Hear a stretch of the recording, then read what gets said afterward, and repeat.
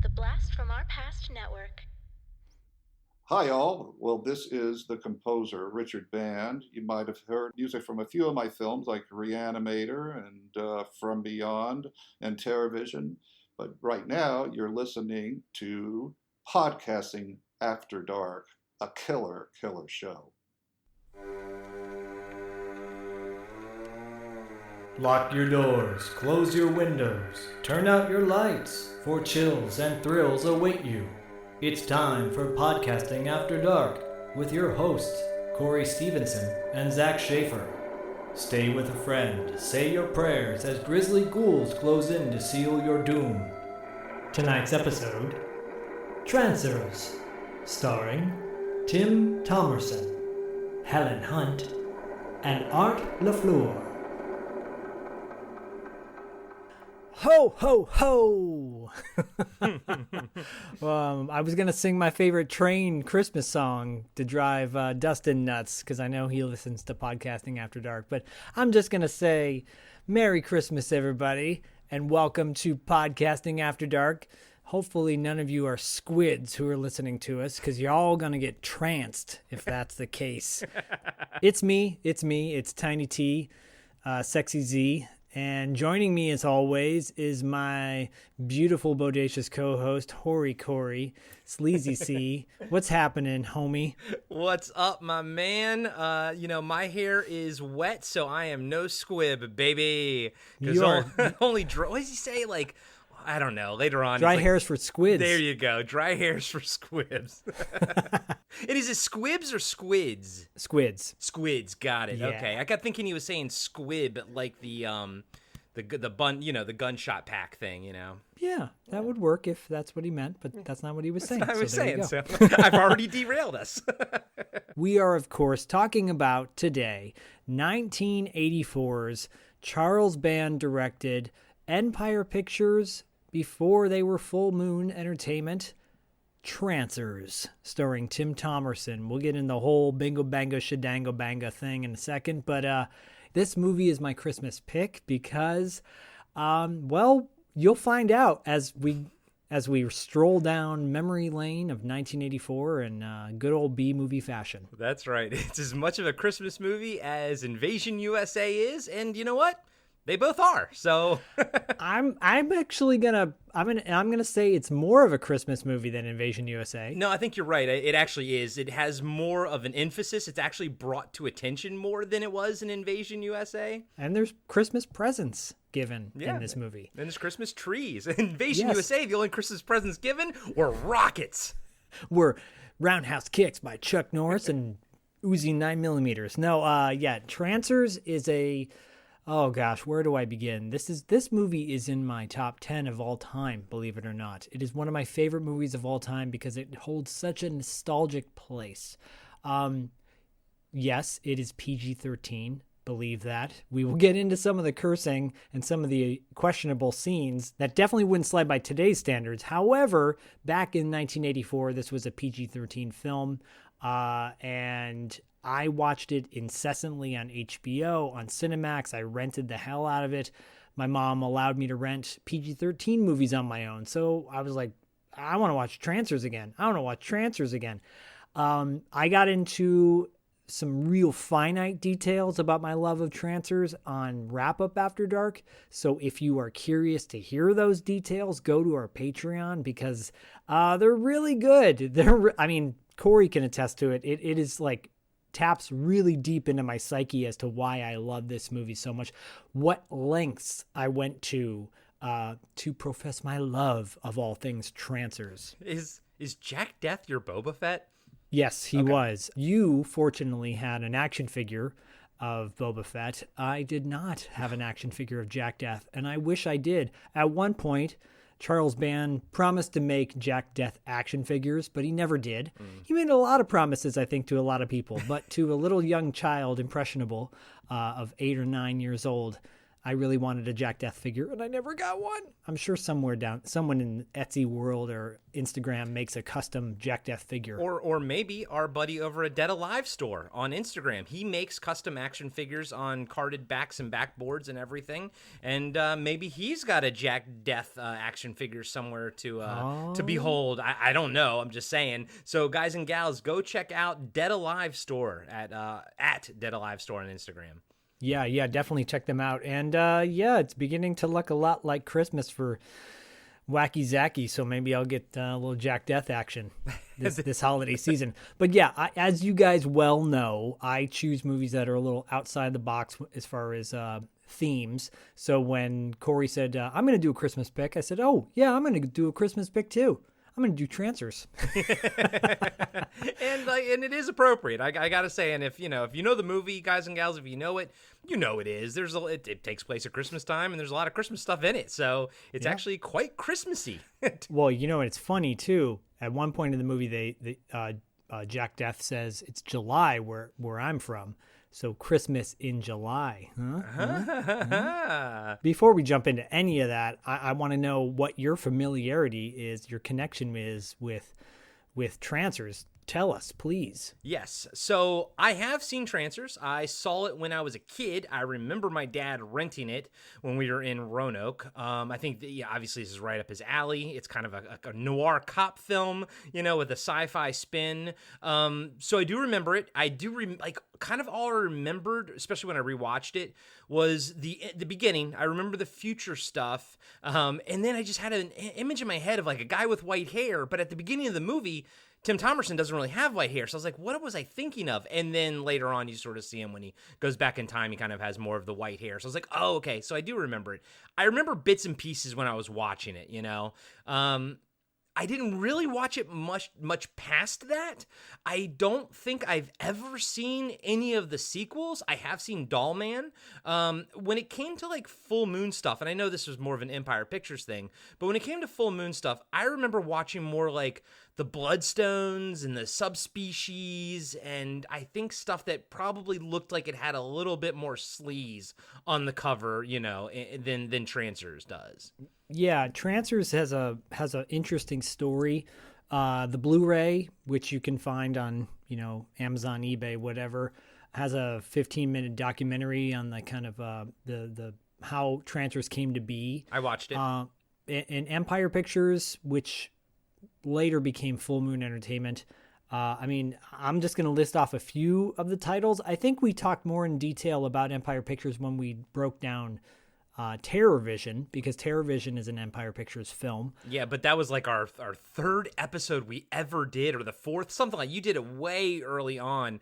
And by the way, there is a connection from Trancers to a really direct connection besides the whole Empire Pictures thing. But we'll talk about that when we get to the crew. So yeah, rattle off what else is known from Empire.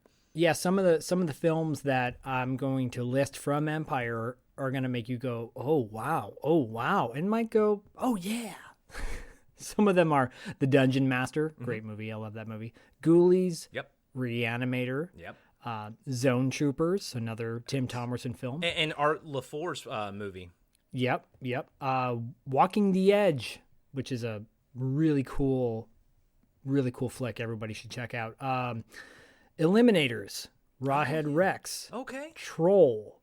Terror Vision, of course. Yeah. Creepazoids, Dolls, Princess Academy, Prison. Well, hold on a second. Is that the Stuart Gordon dolls? Yes. That movie fucking rocks. Yep. It's From Beyond, of course. Mm-hmm. And one more I'll mention for now because I know it holds a special place in both of our hearts.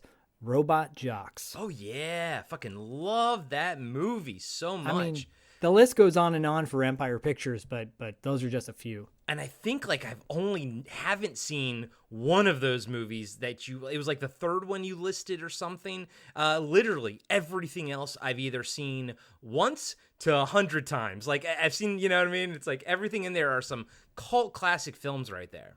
Yeah, Charles Band whether you like him or not, whether you like his movies or not, you have to give the man his due respect for the fact that he churned out more genre films, I think, than Roger Corman practically did. Maybe not, but close to it.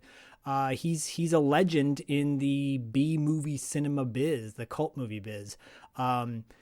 I'd say he had a really strong hand in driving the video store market. Yeah. You know, movies that went straight to video. A lot of them came from him. His intention with Trancers all along was kind of for it to be a video marketed film, not a theatrical film. Yeah, because they even said they weren't even expecting to make any money back on it theatrically. It was literally supposed to just live on VHS, essentially. I mean, he had some really good, I think, foresight into seeing where the industry was going.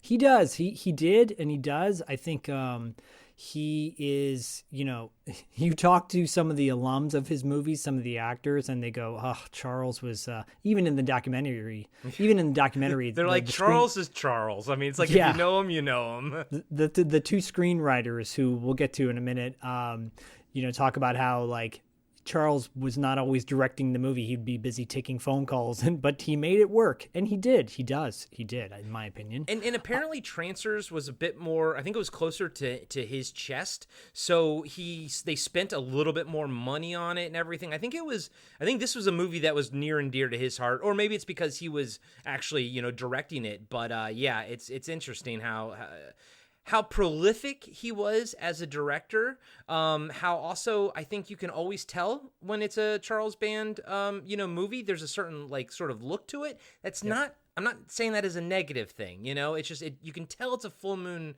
film sometimes, and thus an Empire Pictures film as well sometimes. Yeah, I would say once Full Moon became Full Moon, and you mentioned Subspecies and Doll Man and Seed People and Demonic Toys. Yeah.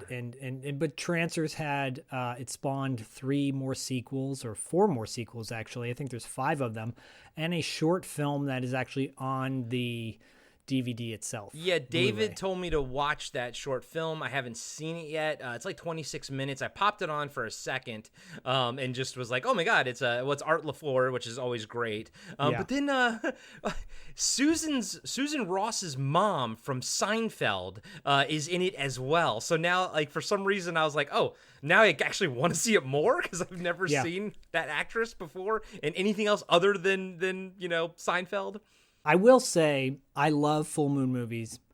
They were so great back in the day getting the VHS tapes because they would have Video Zone at the end. Basically what DVD extras, Blu-ray extras are now was at the end of a VHS tape. It would be behind the scenes, interviews, little featurettes, and then a promo for merchandise you could buy off the website or through their catalog, which I did.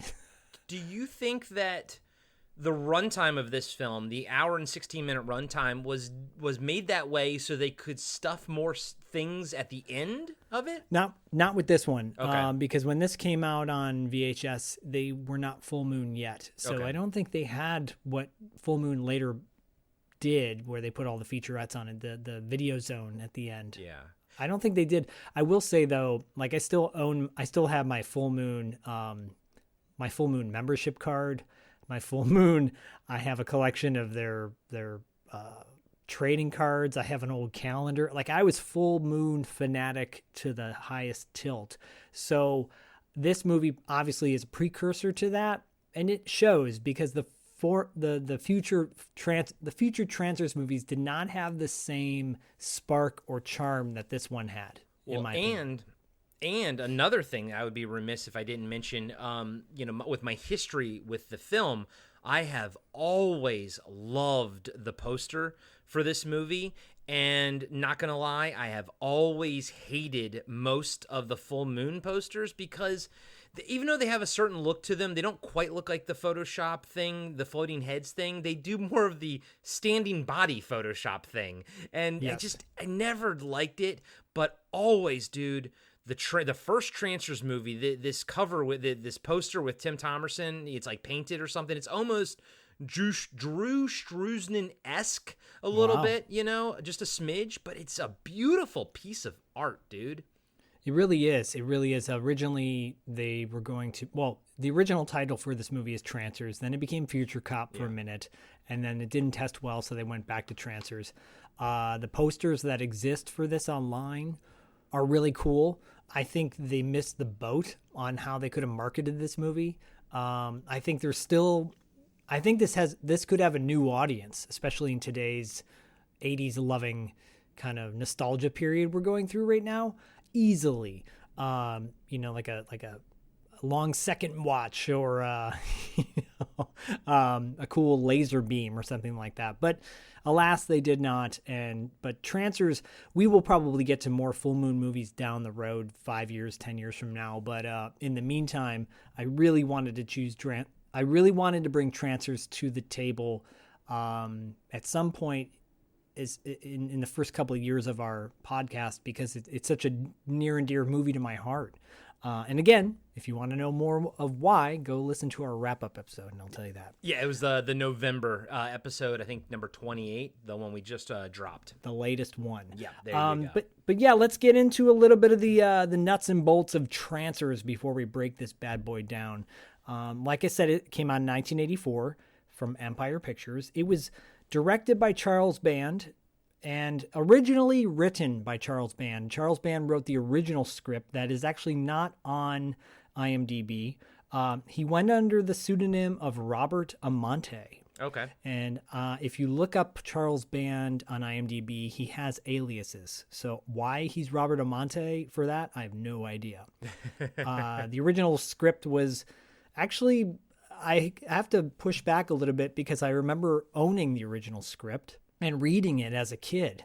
I got it at Hollywood Book and Poster Company back in the day on Hollywood Boulevard. Yep, I've been there. Rest in peace, Eric Caden. Great poster and script place. They just had everything. And I had the original Trancers screenplay. And it's pretty close to what you see on screen. So the writers in the little documentary, the writers are Danny Bilson and Paul DeMeo. They act like they wrote the whole thing. No, they really didn't. They really didn't. But Danny Bilson. Yeah, there was an original script that they were working off of, and Jack Death's name was different. He was like the rat catcher or something like that. Stuff like that. Yeah. But you know what? They're no slouches either. They did do the Rocketeer screenplay, which that's a movie that I absolutely fucking adore. And they also developed the awesome 1990 Flash TV show. Yeah, that's cool that these guys actually stayed together and worked a lot together. So that's cool. The Flash TV show was great. I think it was actually one of the better superhero TV shows of its time. I mean, I think it was probably one of the best until just recently when all the new Flash stuff came out. But and it was so good that they even brought, that original Flash in as the new Flash's dad. But dude, forever and ever, what's his name? John Wesley's ship will always be my Flash, because I love that show, man. I love that show. He'll be my Flash too, and he'll also be Dawson's dad. And exactly, because back in the day when I did watch Dawson's Creek, I was always like, it's the Flash. Right. But before we get to the cast and crew, or before we get to the cast, I just want to point out a couple of the behind the scenes people. The composer, Phil Davies and Mark Ryder. So unfortunately, it's not a Richard Band score, but this score is actually one of my favorite synth scores for any movie of all time. I wish they had released it on cassette back in the day. There's a vinyl out there. Vinyl, you can get it. You can get it. It's available on Amazon. But the opening track is so good. It's like synth to the highest degree. You guys know we love the band The Midnight. At one point on Twitter, they were like, hey, any good movies that we should check out with cool synth scores? And I'm like, Trancers. They said, oh, we never heard of that. I'm like, well, you get on it. My second note after my first note is love the Empire International logo. My second note is love the synthwave score. So good. Yeah. Oh my God. And it's pulse pounding. It is. It really is. And can I call out the editor? Please do. I was going to say, Corey, can you call out the editor? Yeah, and so I was watching the opening credits, and I was like, that name looks familiar. Ted Nicolau is the editor of the film, and I quickly looked it up, and sure enough, he was the director of Terror Vision, which we, again, reviewed, like, it was like our third or fourth movie ever that we did. But yeah, man, he went on to be a very prolific Full Moon director and everything. But that used to be that used to be the quickest, directest way to be a director was to be an editor first, or you work on adult films back in the 70s, like Francis Ford Coppola did and everything back in the day. Even what was it? Wes Craven did, I think. So, and then of course, like the whole blacklisting thing. Oh, you can't work an adult. But guys and gals, most of the big time directors from the 80s got their start doing stuff in the 70s, working in porn because it's cheap. You could mess up if it wouldn't matter, and you could learn things. But another direct route to become a director is to be an editor. You really learn the ins and outs of everything about filmmaking through editing, and that's where the film comes together. So Ted Nicolau started as an editor and then became a director. Yeah, and I want to point out one other behind-the-scenes guy that you might go, oh, wow, John Buechler. I think I'm saying his name correctly, John Buechler. He was one of the special effects guys. He is a director as well, and I'm going to list off some of the movies that he has directed since Trancers. Well, he directed The Dungeon Master, by the way, that came out before Trancers, I think. Okay. He directed Troll. Yeah. He directed Friday the 13th Part 7, The New Blood. Oof. Oh, okay, never mind. Oh, yeah. Now, for some reason my brain went to Nightmare on Elm Street. I don't know why, but yeah, okay, cool, got it. Interesting. Yeah, right. Pretty interesting. Yeah. So. Yeah. Oh. Let's get to the cast, though. I already talked about Tim Thomerson, but I will say I love Tim Thomerson. Richard Charles Band in the little interview says that he should have been a bigger actor, but this business is funny and it just didn't work out that way. I totally agree. He should have been a leading man for starring in big budget Hollywood films. The guy's good looking. He's a great actor, perfect timing, et cetera, et cetera. And he's always a lot of fun to watch. And, it's funny because anytime I hear his name or see a picture of him, I always think of either Dollman or Trancers. And I forget that he was in Air America and Near Dark and Volunteers. Like he was in some Iron Eagle. In Iron Eagle. Yeah, he's in some some stuff, but yeah. Who's Harry Crumb? Yeah. He did a lot of video game work too and everything. But I mean, he's been working pretty much this entire time, but yeah, man, I always think of Trancers or Dollman. And it's because of his his hair. I mean, he stands out and he looks awesome. It looks great on him, man. I hope my hair looks that cool when it's all white. Me too. I mean, he's a really cool guy. I met him at a Fangoria convention. He was a former stand-up comic, so he's got great timing. So that makes sense as to why he recommended Biff Manard as Hap. That guy was a stand-up comedian too. I didn't know Tim Thomerson started out as a stand-up comedian. Okay, that makes sense. Yeah, he's a legend. The guy is a legend. Would love to have him on the show, but it's kind of challenging because he's very much retired, quote unquote. But of course, he plays Jack Death, Jack Deth, Death. And I love the fact that multiple times in this movie, people make fun of his name. And I was like, cool, that's all I want. If you're going to have a crazy-ass name like that, I just need somebody to call it out at least once, Oh, yeah. Yeah, I think this film, someone said when you promoted this on Instagram that we were going to break this one down, someone said that it's a perfect film or something like that. And I'm like, well, I'm not going to disagree with you, dude. I'm actually going to agree with you. Perfect for me. Helen Hunt plays Lena. Helen Hunt, guys. Helen friggin' Hunt. Before this, she was the quarterback princess, and she was in Girls Just Want to Have Fun. But of course, Helen Hunt, I think she's an Academy Award winner for As Good as It Gets, and or she was Academy Award nominee. Mad About You, Twister, Castaway. I mean, it's Helen Hunt. She's a legend. Yeah. And at the time, she was like in her early 20s, I think. And this was a little odd. I did the math. She was 22 in this one because I was curious because she was. And she got to make out with Tim Thomerson, who's in his 40s. Yeah, God bless the 80s, putting the 22-year-old leading lady with the 40-year-old leading man. Oh man, but she came back after she actually hit it big. She was doing I think she was doing Mad About You at this point. She came back and did Trancers Part 2. So I was gonna ask at some point where this story goes. I mean, I could Wikipedia it and everything, but I was gonna ask you to just sort of tell me where things go. But you say she actually came back for Part 2. Yeah, she was in Part 2. That's cool. I feel like it came out around the same time, but she was already kind of a big deal at that point. She had star written all over her though. Every movie she did up to that point anyway, she was great in. So you could see it in here, man. She just yeah. I mean, Tim Thomerson's great, but you could tell she's going places, you know. Hell yeah, totally. Michael Stefani plays Whistler, and he's done television, a lot of television. So not anything that not much notable. He doesn't have a photo, so there you go. we know about that. Yeah, well, you know our whole rant on that.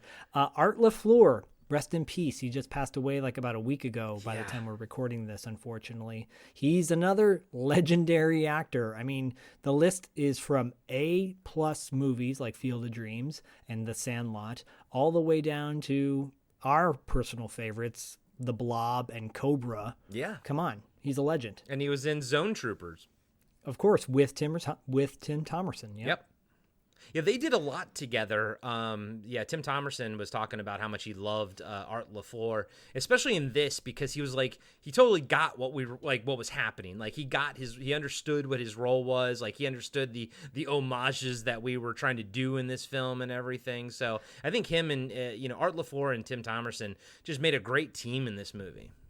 I think the documentary that we're both referencing was probably made in it's at least I know exactly 5 when years it was old. made. It was 2013 because Tim Thomerson says it. Oh, there you go. Okay. Yep. Well, yeah, it was quite a while ago. So Tim Thomerson is very much looking older in that. So you can imagine he's in his 80s now, I think, at this point. Yeah. Thelma Hopkins has a very small role, but she plays Ruthie, Engineer Raines. Thelma Hopkins, if you don't know who she is, she was on Family Matters. She was in, she was actually in She came back for Trancers too as well. I think she was on Good Times, right? Wasn't she on Good Times for a long time? I think so. I recognized her right when she was on screen. I recognized her. And then you look through her IMDb and she's just been working constantly. So yeah, she just pops up on just a bunch of stuff. Obviously a lot of TV and everything now, but she's been on Psych and whatnot. She's working, I apologize. She was not on she was Good also Times. she was also on one of your favorite shows that we're also going to cover on TV Obscura, Good versus Evil, G versus E. She sure was, and we are going to get to that show. I cannot wait. She was on Gimme a Break forever. Okay. She was on 68 episodes of Gimme a Break. That alone is a big deal. And she's been on everything. She was on Bosom Buddies forever. That's right. She was on Bosom Buddies for the longest time too. Thelma Hopkins is awesome. And yeah, she's in G versus E. We will definitely get to that. Richard Hurd plays Chairman. Oh, go ahead. Yeah, no, I was going to say, I got to call out Richard Hurd playing Chairman Spencer, Please do. who I always know and love him as Mr. Wilhelm, George's boss at Yankee Stadium in Seinfeld. Really? Yeah. Oh, yeah. He's Nice. always going to be Mr. Wilhelm to me. Of course. There you go. That's why I chose this, just for that. And hey, guys and gals, you want to hear me talk about Seinfeld every week? Check out Cartwright, a Seinfeld podcast. If your plugs are not filled by the end of this episode, then there's something wrong with you. Seriously. Ann Seymour she's a legendary actor. She plays Chairman Ash. She was also in Field of Dreams as well, but she's been acting since the 1940s. Yeah. So one of those iconic. You see her on screen and you're like, she's probably a legend, right? Mm-hmm. Miguel Fernandez plays Officer Lopez. Not a big role. Yeah, Miguel, another actor who, again, has just been working pretty consistently. Looks like all the way up until about 2005 or something, but pretty damn consistent. He does do a lot of mouth acting in this movie that I noticed. A lot of mouth acting. That is awesome. He was in True Believer. If you guys have never seen True Believer with James Woods and Robert Downey Jr., it's a really good...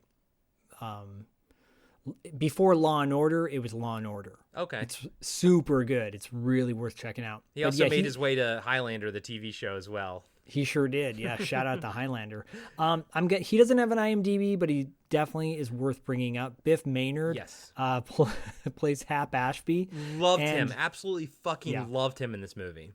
So, fun fact, according to IMDb, he was legit drunk during most of his scenes, and so Tim Thomerson was really carrying him through certain scenes. And if knowing that and watching it makes total sense, because there's moments where Jack Death is like kind of dragging him around and you're like, yeah, you can tell something's going on there. But for some reason, like, he's very charming. There's a charm that comes through, you know? He's great. He's it makes sense that he was a stand-up comic because he's so funny. And he's in it for like 10 minutes most. And he's very memorable. He unfortunately passed away in 2014, but I've never seen this on IMDb. They don't know when he was born. They only have born 1943 and then died May 19, 2014. No one has his actual birthday on here. I've never seen that before. Interesting. I mean, with a name like Biff, that's pretty amazing. I don't think he really cared about Hollywood all that much. No, and he sounds kind of, Tim Thomerson's a Malibu guy, surfer guy. I get the sense that Biff was probably the same kind of dude, just a laid-back surfer bum, former hippie. Yeah. I love that shit. He was awesome. Yeah. Anyways, we'll get to him later. But first, are you ready to get tranced? Of course, I'm ready to go down the line. I'm Jack Death. I'm a trooper in the 23rd century. Jack Death, Angel City PD. May I see your stats? What did I do? Under Section 7 of the Penal Code, the Council authorized me to administer you a Trancers suspect examination. You can't give me a TSE without a warrant. I got your warrant right here, pal. Okay. I don't want any trouble. Hold out your... My job is hunting Trancers. I got nothing to hide. Finding them, and singeing them. Look out!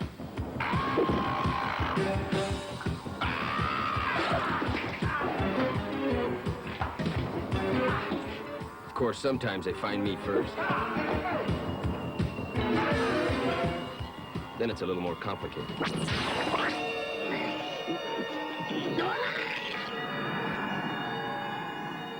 How do you know Whistler's location? We monitored a line disruption in Los Angeles, December 1985. Van Zandt, Ash, and I all had ancestors in the city then. If you think I'm bringing that scum up the line, you got the wrong trooper. Unless you stop Whistler, everything the Council has accomplished for the last 40 years will count for nothing. Okay, let's say I believe this. You're a cop from the future and you're chasing this guy Piper. Whistler. Why doesn't he just turn you into one of these zombies? Or me? Trancing only works on squids, people with weak minds, easily controlled. Lena, I'm from another time, another world. I don't even know what you people eat for lunch. Okay, I got fried rice, egg rolls, and beef chow mein. Beef? You mean like from a cow? I thought it was rough in the 23rd century. I didn't know how hot it could get. Jack? How's my tan? It was getting hotter all the time. Jack? I guess I just attract a certain element no matter what century I'm in. This way, mister! Anyway, I gotta run now. I want to ride with the ladies. Over here, Ashby!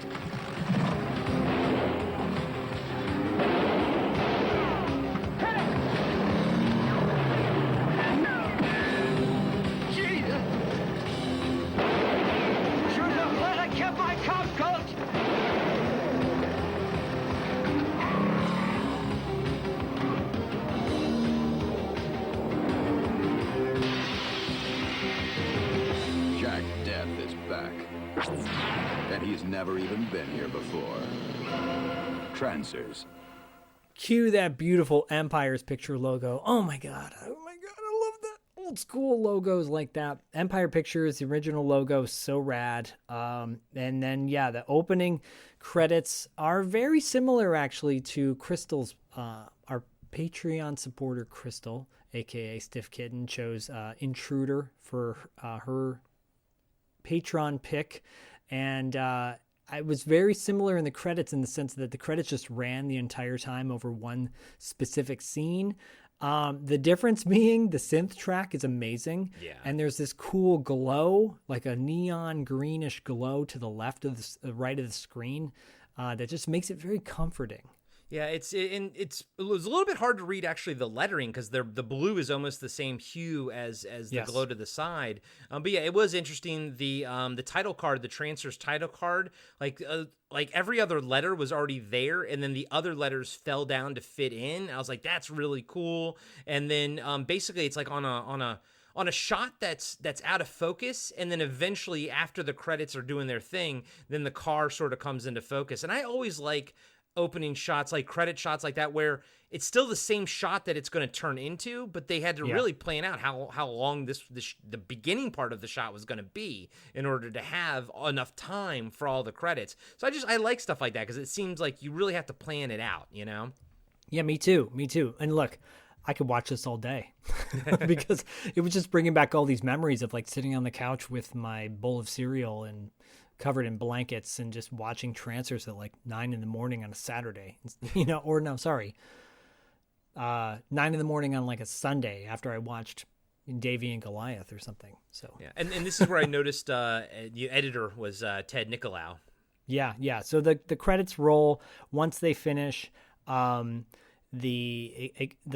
scene goes into focus, and you realize you're looking at what appears to be like a gas station and a diner.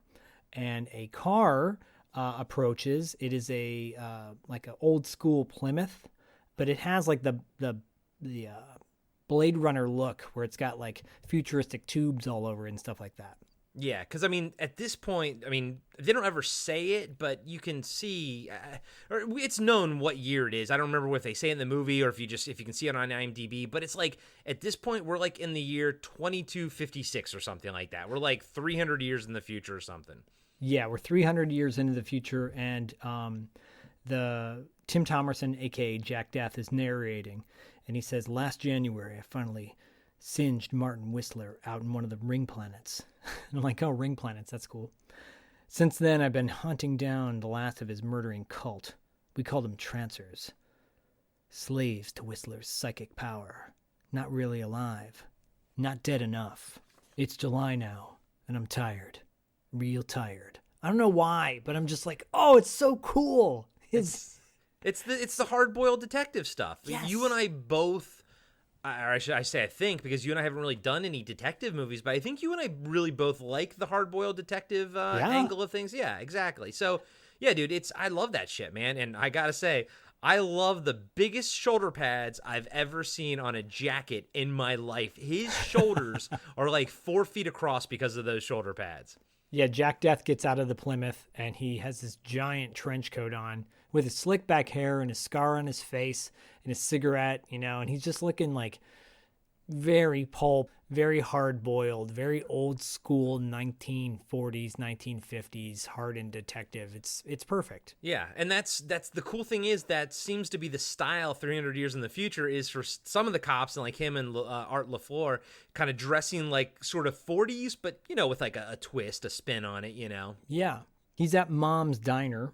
It's like Mom's number 3 diner. Sorry. Yeah, Mom's number 3 diner. Yeah. And he goes in, and when he enters the mom, I'm assuming, behind the counter is like the cook and taking the orders and everything. And there's a dude sitting at the counter as well of like an old school diner. And the guy yells out to the waitress. He's like, "Give me a kelp steak medium." And then he goes, "Your pods deep fried?" And she goes, "Sure are, honey." He goes, "All right, side of pods and a large Coke, no ice." And he's like this big, hunking not hunky, but like hulking, beefy man of a man. She's like this, older, waitress, sort of, typical waitress looking. And the bait and switch they do here is awesome. I didn't see it coming at all. Yeah, because Jack Death walks in, he immediately eyes this big guy at the end of the counter reading a newspaper with his nose ring. That guy's a nose ring. With his nose ring, yeah. I recognize that guy. I'm sure he's been in a bunch of stuff too. Yeah, I did too. The waitress is like, "What do you have, mister?" And he goes, "Coffee." And she goes, "The real stuff? It's gonna cost you." He goes, "I deserve it. I want milk. None of that soy crap." Which is funny because this is 84. Yeah. And we were, outside of the only time I heard soy back then was Soylent Green. So it is kind of funny that someone made the mistake, by the way, of a couple years ago calling a soy drink Soylent drink. Oh yeah, I remember that. And there was ads and billboards everything. in LA. Yeah, and people just went crazy with it and had a lot of fun with that one. Yeah, they sure did. Jack approaches the big guy and he goes, "Evening, citizen." And he goes, "Jack Death, Angel City PD. May I have your stats?" And the guy's like, "Well, what did I do?" And he goes, "Under Section 7 of the Penal Code, the council authorizes me to administer a transfer suspect examination." And then the guy goes, "You can't give me a TSE without a warrant." And he pulls out this cool laser gun. And he's like, "I got your warrant right here." The guy's like, okay, I won't make any trouble. And he goes to test him.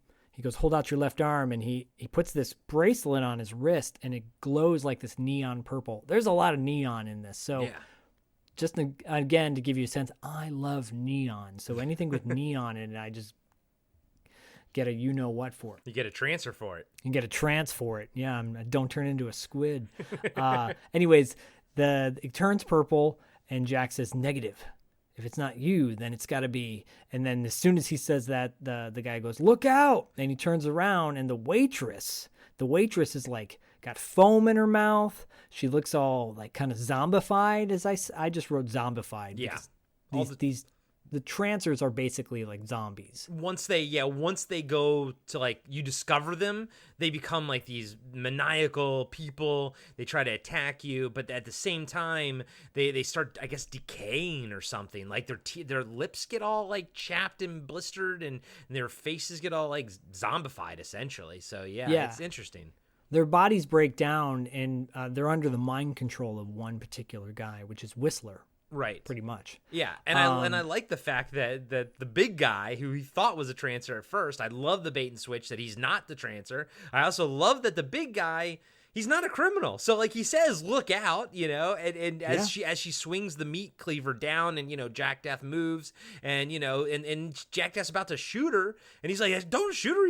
She's an old lady," like the guy's like, it's funny. And then when the guy runs out of the room, he actually runs out of the diner. He hits this weird lever to call the police or whatever. But I was like, my whole time I was like, this guy was a very upstanding citizen. Yeah. Upstanding, but to the point where Jack Death's a cop, and he's like, you can't singe an old lady," and he like grabs, he grabs Death, and Death's gun goes flying into like a pot of boiling water, and he's like, "You blind? She's a Trancer," and then that's when, yeah, you're right, that the big guy runs off, grabs that. Runs outside and basically sounds the alarm. Yeah, sends a signal. It's like something's going on. It was in the credits. It was what the camera was next to. There's this weird pylon thing there, like a pillar that's like lit up or something, and then he goes and pulls this giant handle, and then it sends a light up to this like up to the sky and everything. And I was like, this is elaborate. This is a very elaborate like way to call the police. Yeah, it's elaborate, and it's also on a technical level very interesting because these things look like they were left over from Star Wars, but perhaps there's actually later on in the movie they're using a scene where the walls of this thing that Jack is trapped in look like something straight out of Star Wars. So I'm wondering if like they use sets from Star Wars or if they had a guy who's like, "Hey, I can get you the stuff on the back end." Well, even like Jack Death's, his car, like you said, looks like that Plymouth with like all this stuff added to it. But when he goes into the diner, he walks past another car that looks very much like a different movie, and they clearly got it as a prop, type of thing. Like it looked more built, like it actually looked fabricated, and they probably couldn't drive it, so they just had to park it right there. Right. So we cut back to the diner, and Jack is still battling this thing, this Trancer now, and she's like, she picks up a knife and she throws a knife at him, and this is funny because it goes right into his leg, and he's like, ah! Yeah. And there's this long dramatic scene where he's pulling the knife out of his leg. It's cool that he actually gets hit by she actually hits him with it, Like a lot of time in these movies, that doesn't happen, No, you're right. He gets hit by the knife. He also gets hit by the boiling water, which he turns his jacket, and fortunately, I guess maybe his jacket is, heat resistant because he's able to recover pretty quickly from that. And but when she dumps the pot of boiling water on him, of course, the gun flies out. So he goes to pick up the gun, but the gun is now burning hot. So he picks it up and it burns his hand for a second. He's able to get it back up again, and he shoots her. He blasts her body. When he blasts her, she gets shot, hits the ground, she vaporizes, turns red, and she vanishes. So once a Trancer has turned, they turn this. Once they're completely dead, they turn bright neon red, and then they kind of just vanish, leaving a trace line of their body. Yeah, and it wasn't because of the gun or anything, and I didn't even take it as that. It didn't seem like it was a part of the gun's feature. But then that's what they refer to them as, scorching them and whatnot. So it's cool. They're these terms that they'll use throughout the entire movie, and it never changes. I did get the sense that it felt like the world was built. And actually I wanted to see a lot more of the future stuff. I was very interested in a lot of the future stuff. But I did get the sense that the two screenwriters and what they were working with and everything in the original script, they knew what they were doing. They created a world and they stuck with it, and phrases and everything, went down the line. When he goes back in time, he still uses the term squid and stuff like that, and Trancers and troopers and stuff. And I liked all that because he doesn't all of a sudden just become acclimated, and it's because the writers they remembered where he was from, Yeah. And I will point out too that the laser that he uses, it does vaporize them in the same way. You have to use specific types of lasers or bullets, because when he goes back in the past, he has a modified laser gun to look like a regular gun. And so the bullets that he uses are the ones that actually vaporize the Trancers. Gotcha. So that connects as well. But yeah, the world that they've built here, they've built enough of a skeleton for you to completely fantasize around what could happen next. Do we see any more of the future stuff in future movies, in Trancers 2 and on? I feel like we do in Trancers 2, and then by Trancers 5, they're going back in time, and they're literally just filming somewhere. They're filming at Griffith Park or something. It's really kind of lame. Okay. It just doesn't have the same lore that this one does. So unfortunately, after Jack is done killing the Trancer, he pretty much gets ready to split. He goes to his car to leave, and then as he's leaving, you see a police car flying in from the sky and landing, and you hear a guy yell out, "Not so fast!" And it's McNulty, who is Art LaFleur, and Jack's totally annoyed. He's like, "I'm not in the mood, McNulty." And he's like, "Yeah, well, I'm not in the mood for troopers who dodge their assignments." And then this is when he goes, "Shuttle pad duties for squids. I got better things to do." And he's like, "Well, Trancers hunting's out of bounds, and you know it. Department's had a belly full of your one-man crusade." And Jack says, "Well, Whistler may be dead, but someone's got to mop up the strays. I singed one just now. Scorch is by the door." So you get the sense that this Whistler guy that he got, may be gone, but his cult that is following him, his demons or minions or whatever, are still out there in the world. Yeah. G vs. E actually took a little bit of this. Okay. With their demons. It's very interesting. I'm just kind of piecing it together right now. So basically McNulty says, you got to come in, you've got to fulfill your assignments as a police officer, or you're fired. And at that moment, Jack reaches into his jacket, pulls out his badge, and throws it on the ground, and then takes off. Like a good old hard-boiled detective. Yep. But then you get the backstory because McNulty turns to one of the other officers that's there and he goes, he was a good cop till a Trancer killed his wife. Come on, let's hit the clouds. I love that. Let's hit the clouds. Let's go into the sky. Yeah. The dialogue's great. The dialogue really fleshes out the stuff that you don't see, mentioning like, you know, the moon planets and, you know, ring planets. And like, like, you know, launch pad guard duty or whatever, you know, it doesn't matter what it is. They're saying these words that make you realize, or that you know that the characters know what they're saying, you know, and it allows you to sort of build the world around them, and it creates in my head a much bigger, you know, sci-fi universe than we ever see in the movie. And I think that's good writing because it fills in where the production doesn't have the budget to fill in. Yeah, I totally agree. I think it's really good writing, and I think you can get away with more fun stuff when you start treating the dialogue a certain way. It reminds me of Streets of Fire, the Walter Hill rock and roll fantasy, because that has a pulp feel to it. When you kind of do like a throwback and you make it look like a throwback versus just using the dialogue but setting it in modern times, or, you know, it just doesn't work. How this works is they all talk like that in the future, right? And then when he goes in the past, he's the only one that talks like that, and everyone makes fun of him for it. Yeah. So that's why it works. Yeah. Right? There's a cool fade out after that. There's a lot of fade outs in this. And I also have to point out too, this movie is 76 minutes long. Yeah. It's very short. But some might say it's the perfect amount of time.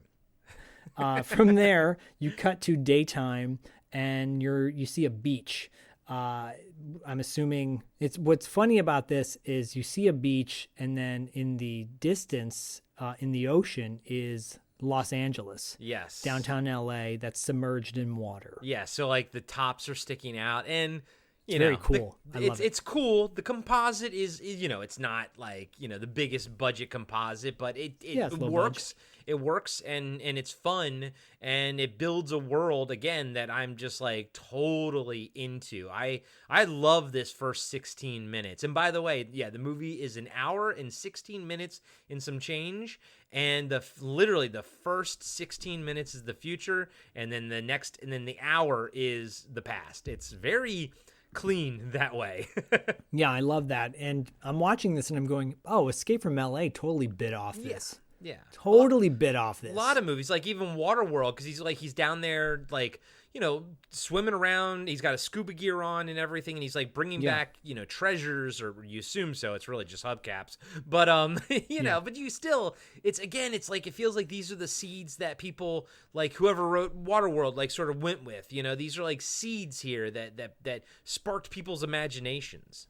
Totally. I love it because he comes out of the water wearing what appears to be like a motorcycle helmet, a modified one. Yeah. But it's cool looking though. Yeah. And he's got his bag of crap that he found. And yeah, like you said, a hubcap.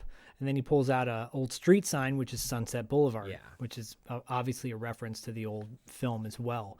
And then suddenly two shoes show up in front of him, and you hear McNulty say, "Figure I'd find you out here." And McNulty says, "You see the guardsman? On your feet, trooper." And I love this. Jack goes, "Ex-trooper. I stand for no one, McNulty." I love that. I stand for no one. And then suddenly McNulty, or Jack, is given this like tube basically, and Jack's like, "What's this?" And he's like, "It's a summons from the council." And he's like, "You ignore that summons. It's the highest honor there is. You can't ignore it." And Jack's like, I think I found the old Chinese theater out there.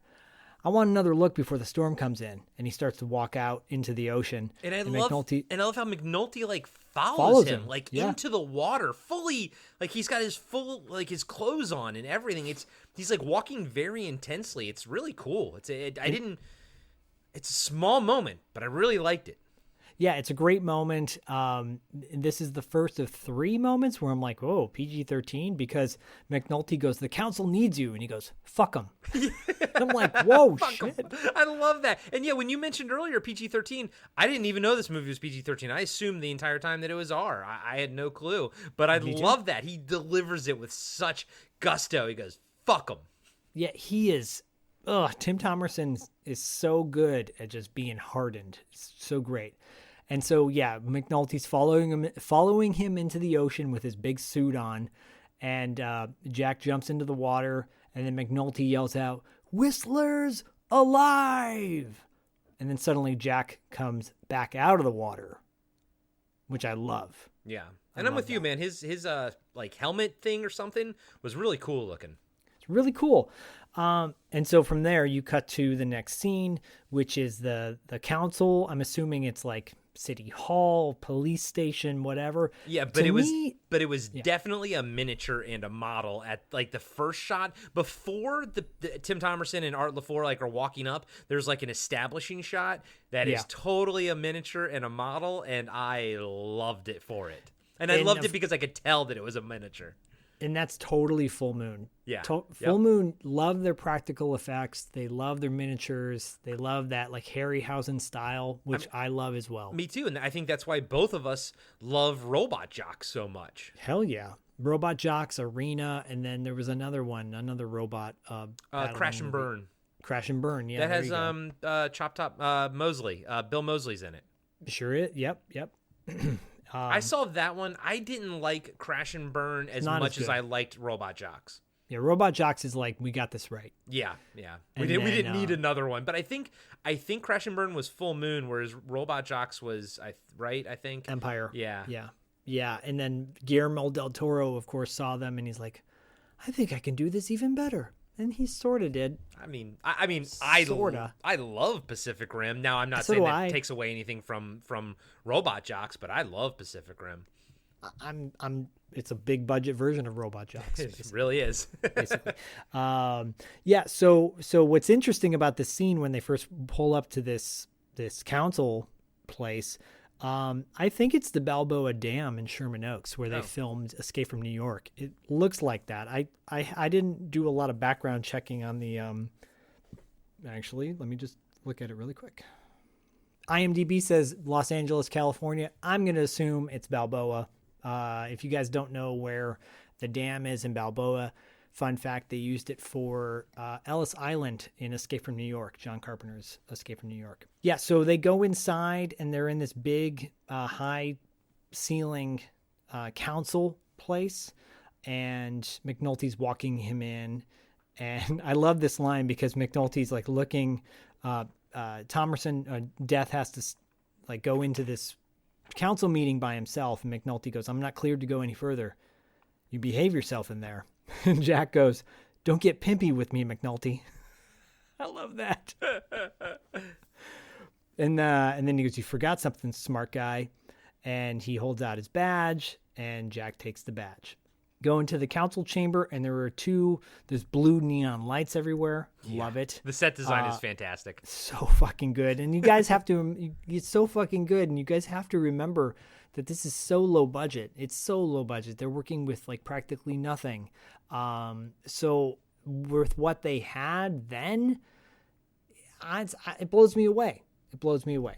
There are two council members sitting at this council table, I guess, above him. It's Ash and Spencer. Ash is a woman, Spencer's a man. And Ash says, she's like, welcome. They welcome him in. And then Jack says, I thought there were three of you. And then Spencer goes, well, Van Zant was murdered 4 days ago by Martin Whistler. And Jack says, then it's true. Whistler's alive. And Ash says, very much so. And he intends to kill us all as well. And by the way, how much do you love Spencer's jacket? Oh, again, the costumes, the set design. And to your point, as far as like what the budget is, IMDb has it as estimated $400,000. That's it. So nothing, absolutely nothing. So that right there, like set design is like, you have to have somebody good. Like you have to, if you don't have the money to put into the set design, you have to get a good set designer, right? Pay them, and then they'll turn whatever crap they can find into something amazing like this, like the sets in this. Yeah, and to give you guys a sense of like what that means versus a movie like The Wraith, I think The Wraith had over $1 million budget, and this $400,000 for this movie. that's nothing. No, it's really nothing. That's nothing. I mean, nowadays with inflation and everything, it would be around about $1 million, I guess. So, but still, like $1 million movie is nothing nowadays. Like that's the same as a $400,000 movie back in the day. You can't make a movie for $1 million. You just can't do it. No, you unless you're Charles Band and you're just good at making these low budget films. He knows what's up. You gotta give him credit, even if you don't want to. Yep. But yeah, so Jack's like, how can Whistler get to you guys? This place is a fortress. And Ash is like, well, it might as well be made of paper. And he's like, I don't follow. Where is he? And Spencer says, he's in Los Angeles. And Jack's like, no problem. We'll get the submarine fleet and blow him out of the water. And Ash says, Whistler is not in the sunken ruins. He's fled to the thriving metropolis as it existed nearly 300 years ago. He's like, how can you be sure he's gone down the line? And I like that. I like how there's a term for time travel, and it's not time travel. Right? It's so cool. And at that point, Spencer holds up like this blue plastic card. He puts it in this machine, and then an image pops up of Whistler. And Whistler's creepy looking. Like we said in IMDb, he hasn't really done a whole lot. Yeah. But he's creepy looking. Yeah. He's got and a good he's look. Very cold. Yeah. Yeah, he's got a really good look. And he says, his image pops up and he goes, greetings to the council.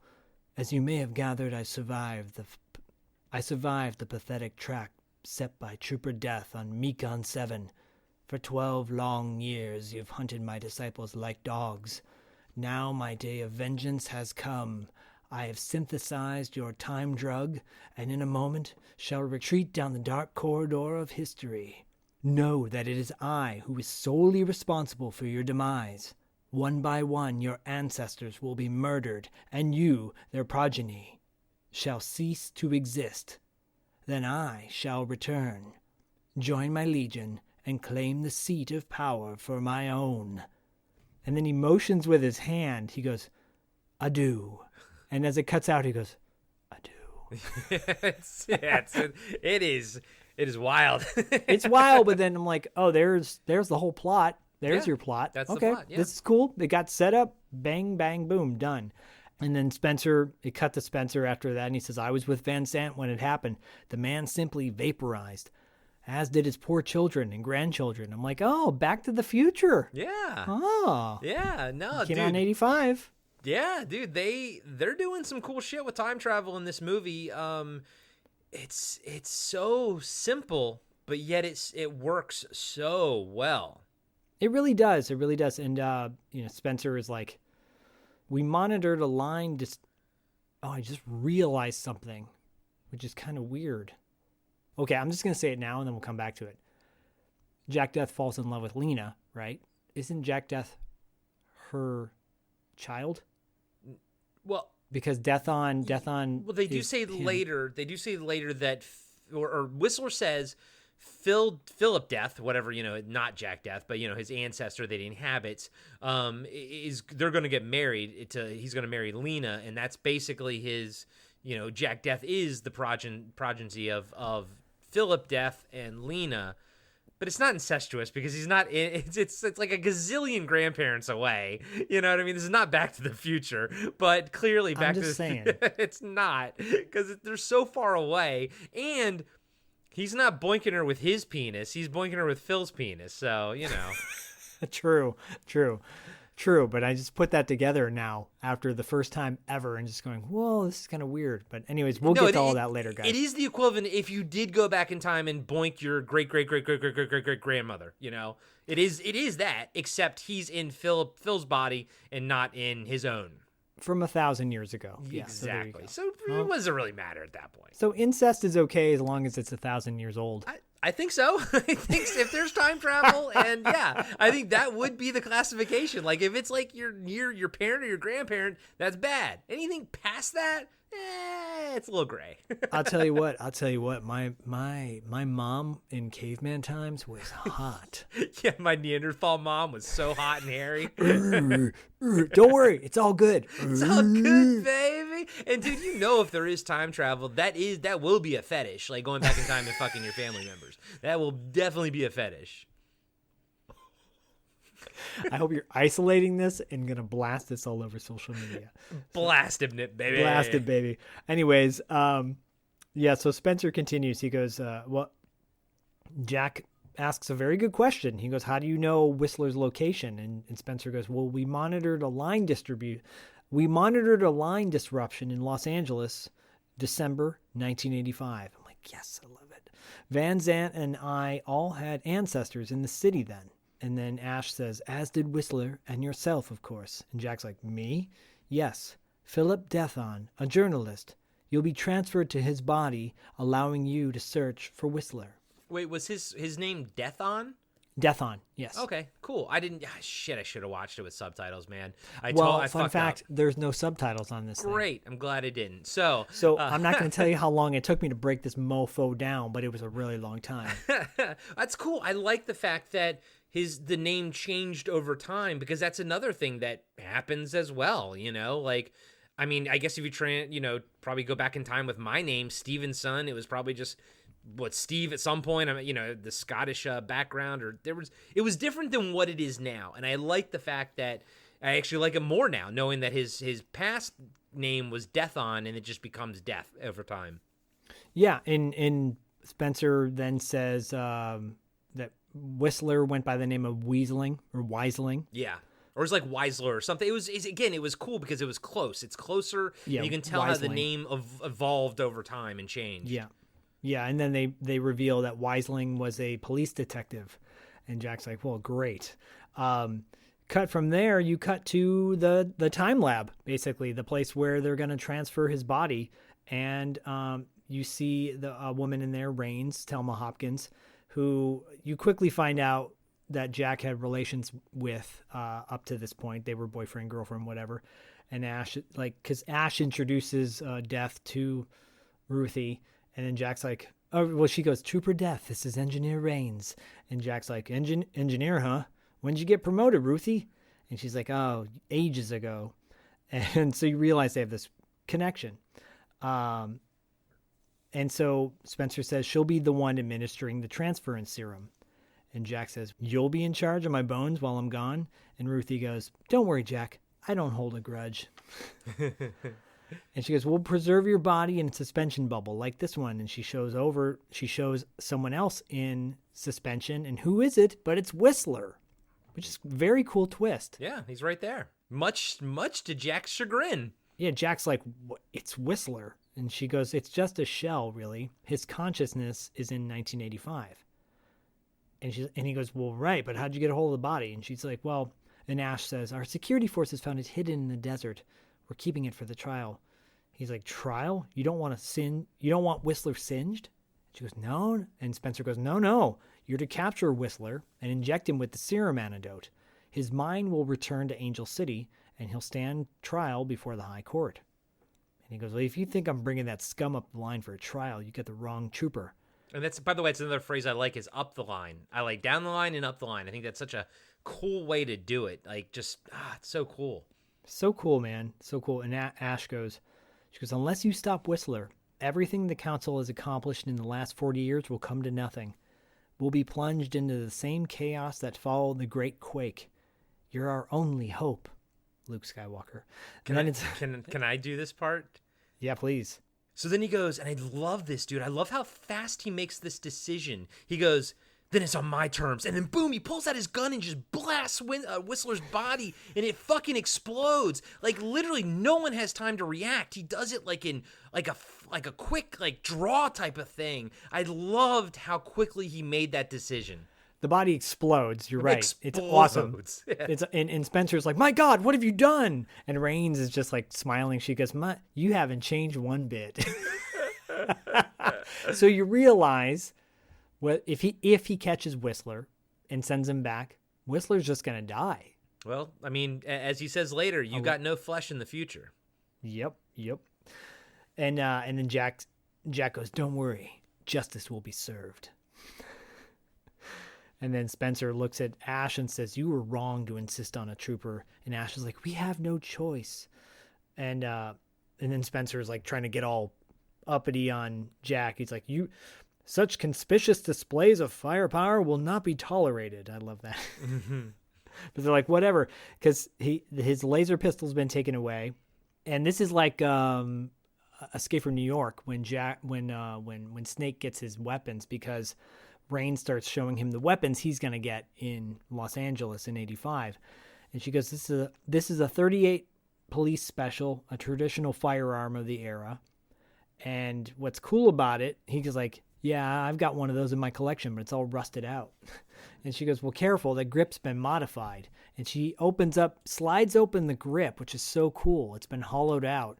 And inside the grip are these 2 green little vials with needles on them. And she goes, "These are 2 injectors of antidote, one for you and one for Whistler." And then she pulls out a wristwatch. He's like, "Oh, I got an old watch." And she goes, "Not like this one. If you press this knob, you'll gain a long second." I love Fun that. fact. I love that, by the way. Just the phrasing of that. You'll gain a long second. I'm not going to reveal it on fully with you guys. You'll have to listen to the wrap up, but Corey knows what I'm talking about. I added this to the thing I was telling you about. In my character. Yeah. Of course I did. So you'll gain a long second. He goes, "What?"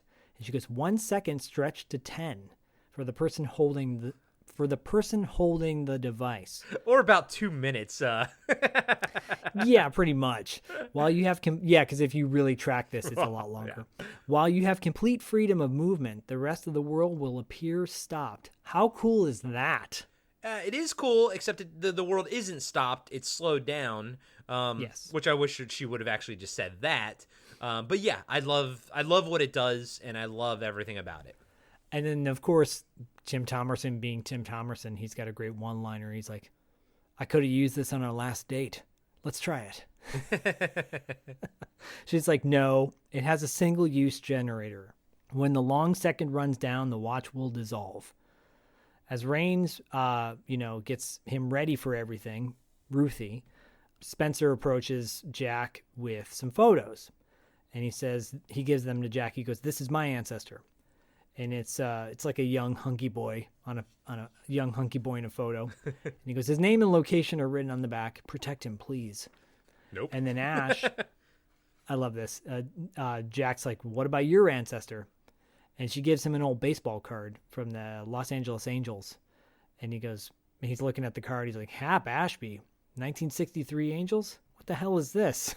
She goes, "I'm afraid it's the best I could do. All I know is that he was in Los Angeles in 1985. And Jack goes, "Oh, swell." I love that. I love like that old lingo. And so they get him ready for the table. He's getting ready to be plunged into the past. She has like a little injector on his neck, just like Escape from New York. And then suddenly, he's blasted into 1985, and he's looking at himself in the mirror without his slicked back hair. Without his scar. And covered in shaving cream. Hey everybody, Corey here. I just wanted to let you know that we'll be right back after these short messages. Imagine being one of the last people on Earth, being trapped alone with something not human. Something always watching. Something always waiting. What would you do? Where would you run? Where would you hide if you were haunted for 7 winters alone? Podcasting After Dark presents 7 Winters Alone, a dystopian haunted house story by David Irons. Available now in paperback and ebook.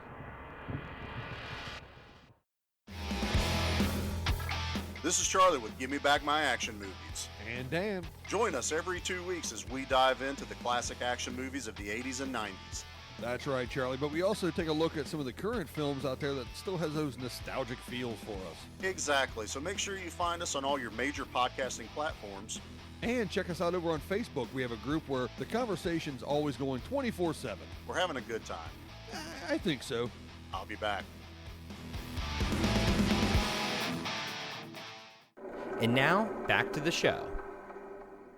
I love what they do with the time travel here. On one hand, you have movies like Back to the Future, Terminator, stuff like that, where they really try to figure out how time travel works and everything, and it's very tech based. Here, it's literally his consciousness is going to go back into like his ancestor, so you don't really need any kind of crazy production, and it's actually a really cool edit because it just goes, he gets stabbed in the neck, you see him in the future, and then all of a sudden you hear the noise and he's just there. We and him are now back in 1984, and it's simple. I was like, that is so. It's so economic, but it also works like story-wise. Like it works. And then I realized, I'm like, I don't think I need like elaborate explanations about time travel. Like this just works. Just make it happen. And then there's no problem about sending shit back in time for him. And I don't need explanations. Like they send stuff back in time, like his pistol and his watch in this black box, and they can kind of keep sending him stuff in these little black boxes. And I'm just like, this works for me. I don't need like some kind of crazy elaborate scheme or all kinds of like rules. Like, oh, it's like Terminator where metallic things can't go back in time, so they have to be all, it's covered, the robots are covered in skin and you have to be naked. No, there's no rules. It doesn't, and then you're just like, you know what? Like all those rules do is just bog you down. Here, it's like, boom. It's just like, who cares? Here's a little box, your stuff, it just appears. It's there. And by the way, guys, we're out of the future. This movie is 1 hour and 16 minutes long. We spent 16 minutes in the future. We have a cool hour in 1984, and that's it. That's all we got. A very cool hour. But I will point out something you just said, which piggybacks on the latest discussion we had with the BFOP network in regards to the newest Ghostbuster movie that had come out. Yeah. And, everybody's super nitpicky over certain continuity or storylines. This is a perfect example of what I was talking about. A lot of people love this movie, myself included. And there's a lot of things that you could pick apart. And, well, why didn't this happen? Or why did that happen? And, wait, he's falling in love with himself, but with his grandmother from way back when. But we don't care. It's just fun. Yeah. So my whole point is like, just have fun. It's all good. It's not that big of a deal. But I will be pointing out some of the stuff that I noticed that are kind of wonky in here, just for fun, just for shits and giggles.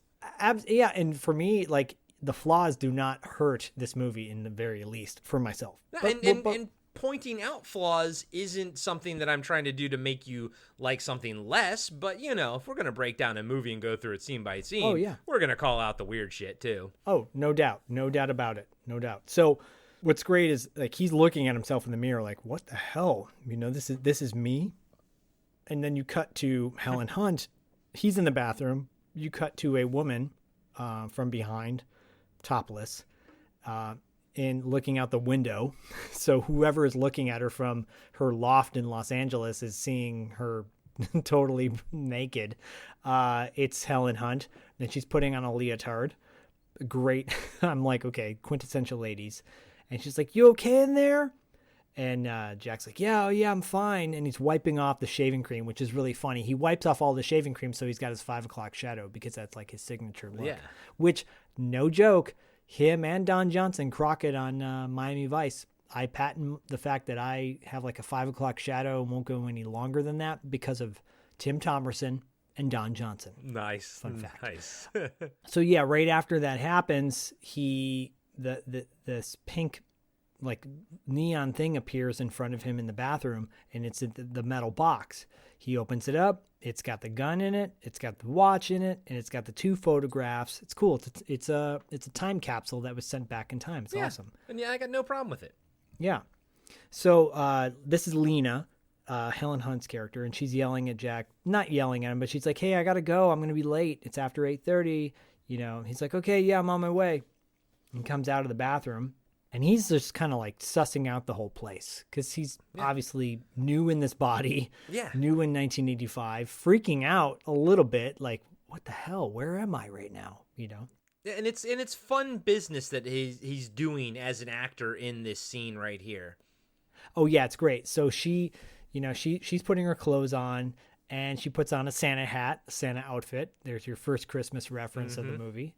And she's like, we got to hurry, don't you think? He's like, yeah. Because he's trying to play off like cool. He's trying to be cool with her because obviously they have his Philip body has a relationship with Lena. And he's like, yeah, oh yeah, right. And he goes into the closet of Phil, and everything just falls out. And he goes, oh, you're a real slob, Phil. And Lena's like, a what? And he goes, this closet's really filled. And then Lena goes, did you mean what you said last night? And Jack's like looking in the closet for clothes to put on. He goes, oh yeah, sure. What did I say? She's like, come on, you said that making love with me was like the ethereal union of two lost souls. And Jack's like, I bet it was. And she goes, huh? He goes, I mean, lost souls. Yeah, sure. And then he's going looking, he pulls open the drawer to the dresser, looking for whatever socks, I guess. And inside the dresser drawer is like tons of photos of women, which basically plays off the fact that this guy, Philip, is a player. Yeah. And I like the fact that Jack Death didn't know how to open the dresser drawer right away. You know, he kind of fumbles with it for a little bit. Yeah. He, like, it's one of those IKEA under the lip kind of things you pull out. And he goes, man, this guy's a real shark. And she's like, and then Lena's like, I can't wait till Christmas is over so I can dump this stupid outfit. And then Jack's like totally ignoring what she says. And he goes, do you know, he pulls out the photo one of the photos that he got from Spencer of his ancestor with the address on it. And he goes, do you know where Kahunja Boulevard is? And she goes, what? He's like, Kawakuahuna. And she goes, Cahuenga? It's 2 blocks from here. Quit screwing around. Come on, we got to get out of here. Dude, when my mom came to visit me in L.A., our conversation was exactly the same. She was trying to pronounce Cahuenga, and I was like, what? What are you trying to say? She's like, Kahunga or something. I was like, Cahuenga? But yeah, I get it. I love it. It's hilarious. On old school on Waze, when you drive around LA, it would say, instead of saying Sepulveda, it would say Sepulveda. Yep, Sepulveda or something like that. Yeah, I know. Wilshire. I remember that. Yeah, Wilshire instead of Wilshire. Yeah, she's like, come on, can we get out of here? It's like, yeah, just let me grab a coat. So he pulls out a trench coat because that's his style. And she's like, you're wearing that? He goes, yeah, I like it. And she's like, okay, come on, we got to go. I'm going to lose my job. And he's like looking around. He's looking at himself in the mirror because he's got no product in his hair. No, it's lifeless. It's down. Yeah, it's down. And so he looks around on the counter and he sees like a bottle of cologne. And then what I think is like, I think it's hair gel, but maybe not. I think it might be something else. Yeah. But he squeezes it out and he puts it in his hair to slick his hair back. And then he wipes his hands off on like the edge of the dresser, you know? Yeah, and she goes, what are you doing? And that's when he goes, dry hairs for squids. Yeah, that's what I was trying to say at the beginning. So yeah, he wipes it off and he's like, let's go. And as they're walking out, she's like, you seemed like an okay guy last night. Yeah. And then you cut to the next scene. So, first off, I love this apartment. Yeah, me too. I want that apartment. It's up there with, oh man, the 80s movies had such great apartments. I was thinking about some of the ones that we've reviewed that I've loved. The Ninja 3 The Domination apartment was pretty fucking awesome. We saw some really cool apartments in, I think Vice Squad had a cool apartment. We saw cool apartments in Dark Angel, aka I Come in Peace. But it looks like an old office that they basically set design to make it look like an apartment, which is so fucking cool, man. But I will say, man, looking out where she was like standing looking out the window, I hazard a guess to say that was possibly Hill Street. I used to live down by USA, essentially. I used to live and work on Washington and Hill, which is right at the bottom of like downtown, and it's like right over by the Staples Center. So I could totally tell like where she was and where she was looking. And to me, it looked like it was probably if you just keep going down like Hill Street or something, just keep going maybe like a 10, 15 blocks or something, and that's where it is. But I was like, I totally recognize that as like Southeast LA, you know? Yeah. And they I get the sense that they filmed all over the place for certain scenes, because towards the end of the movie, what's supposed to be Chinatown is probably just some alleyway. Yeah. But that's fine. Yeah. Again, low budge. Yeah, and because I think this next scene, they might be in the valley at a mall. The next scene definitely looks valley-ish, yeah. Because they are at a shopping mall. Yay for shopping malls. Yay for Christmas time. Right? This sweet, like old school convertible T-Bird pulls into the parking lot, and it's like peeling around corners, and it rips into a parking spot, and it's Jack with Lena, and Jack's driving. He's like, oh, I love this car. And she's like, I and bet I love you the, do. Yeah. And I love the way he's holding the steering wheel. He's like gripping it throughout this whole movie. It's really funny to watch him because clearly he's not driving this car because he's moving the steering wheel. Like it's really hilarious. Oh, buddy, I'm gonna call that out when it happens because it's the most extreme driving in a straight line that I've ever seen. But here, Tim Thomerson and Helen Hunt are actually in the car. Like the what Zach is referring to is not this scene. He's actually driving this scene right here. It's later when the camera's like on it. But at the same time, it's like, man, he's peeling around that corner, and those are both of your stars in the movie nowadays. That would have been a stunt driver. Oh yeah, totally. Would all been like CGI or whatever too. So exactly. So yeah, she gets out of the car and she's like storms off and he's like, "Hey, wait a minute!" And he kind of walks off after her. He's very aggressive with her. Yeah, he's like, he like grabs her arm and he goes, "Am I gonna see you tonight?" And she's like, "What?" And she like, basically gets away from him and walks off to her job, and then he keeps going back after her and he's like, "What did I do wrong?" And she's like, "I don't know, maybe you're a schizo or something." He's like, "What do you mean?" And she's like, "Last night you said you grew up in LA. Today you can't find Cahuenga Boulevard. You put that shit in your hair and you can't even remember my name." And then they get to the mall, and it's inside the mall, and it's the Santa display with Santa Claus, and Mrs. Claus yells out, she's like, "Lena." And Jack goes, "Lena, your name is Lena."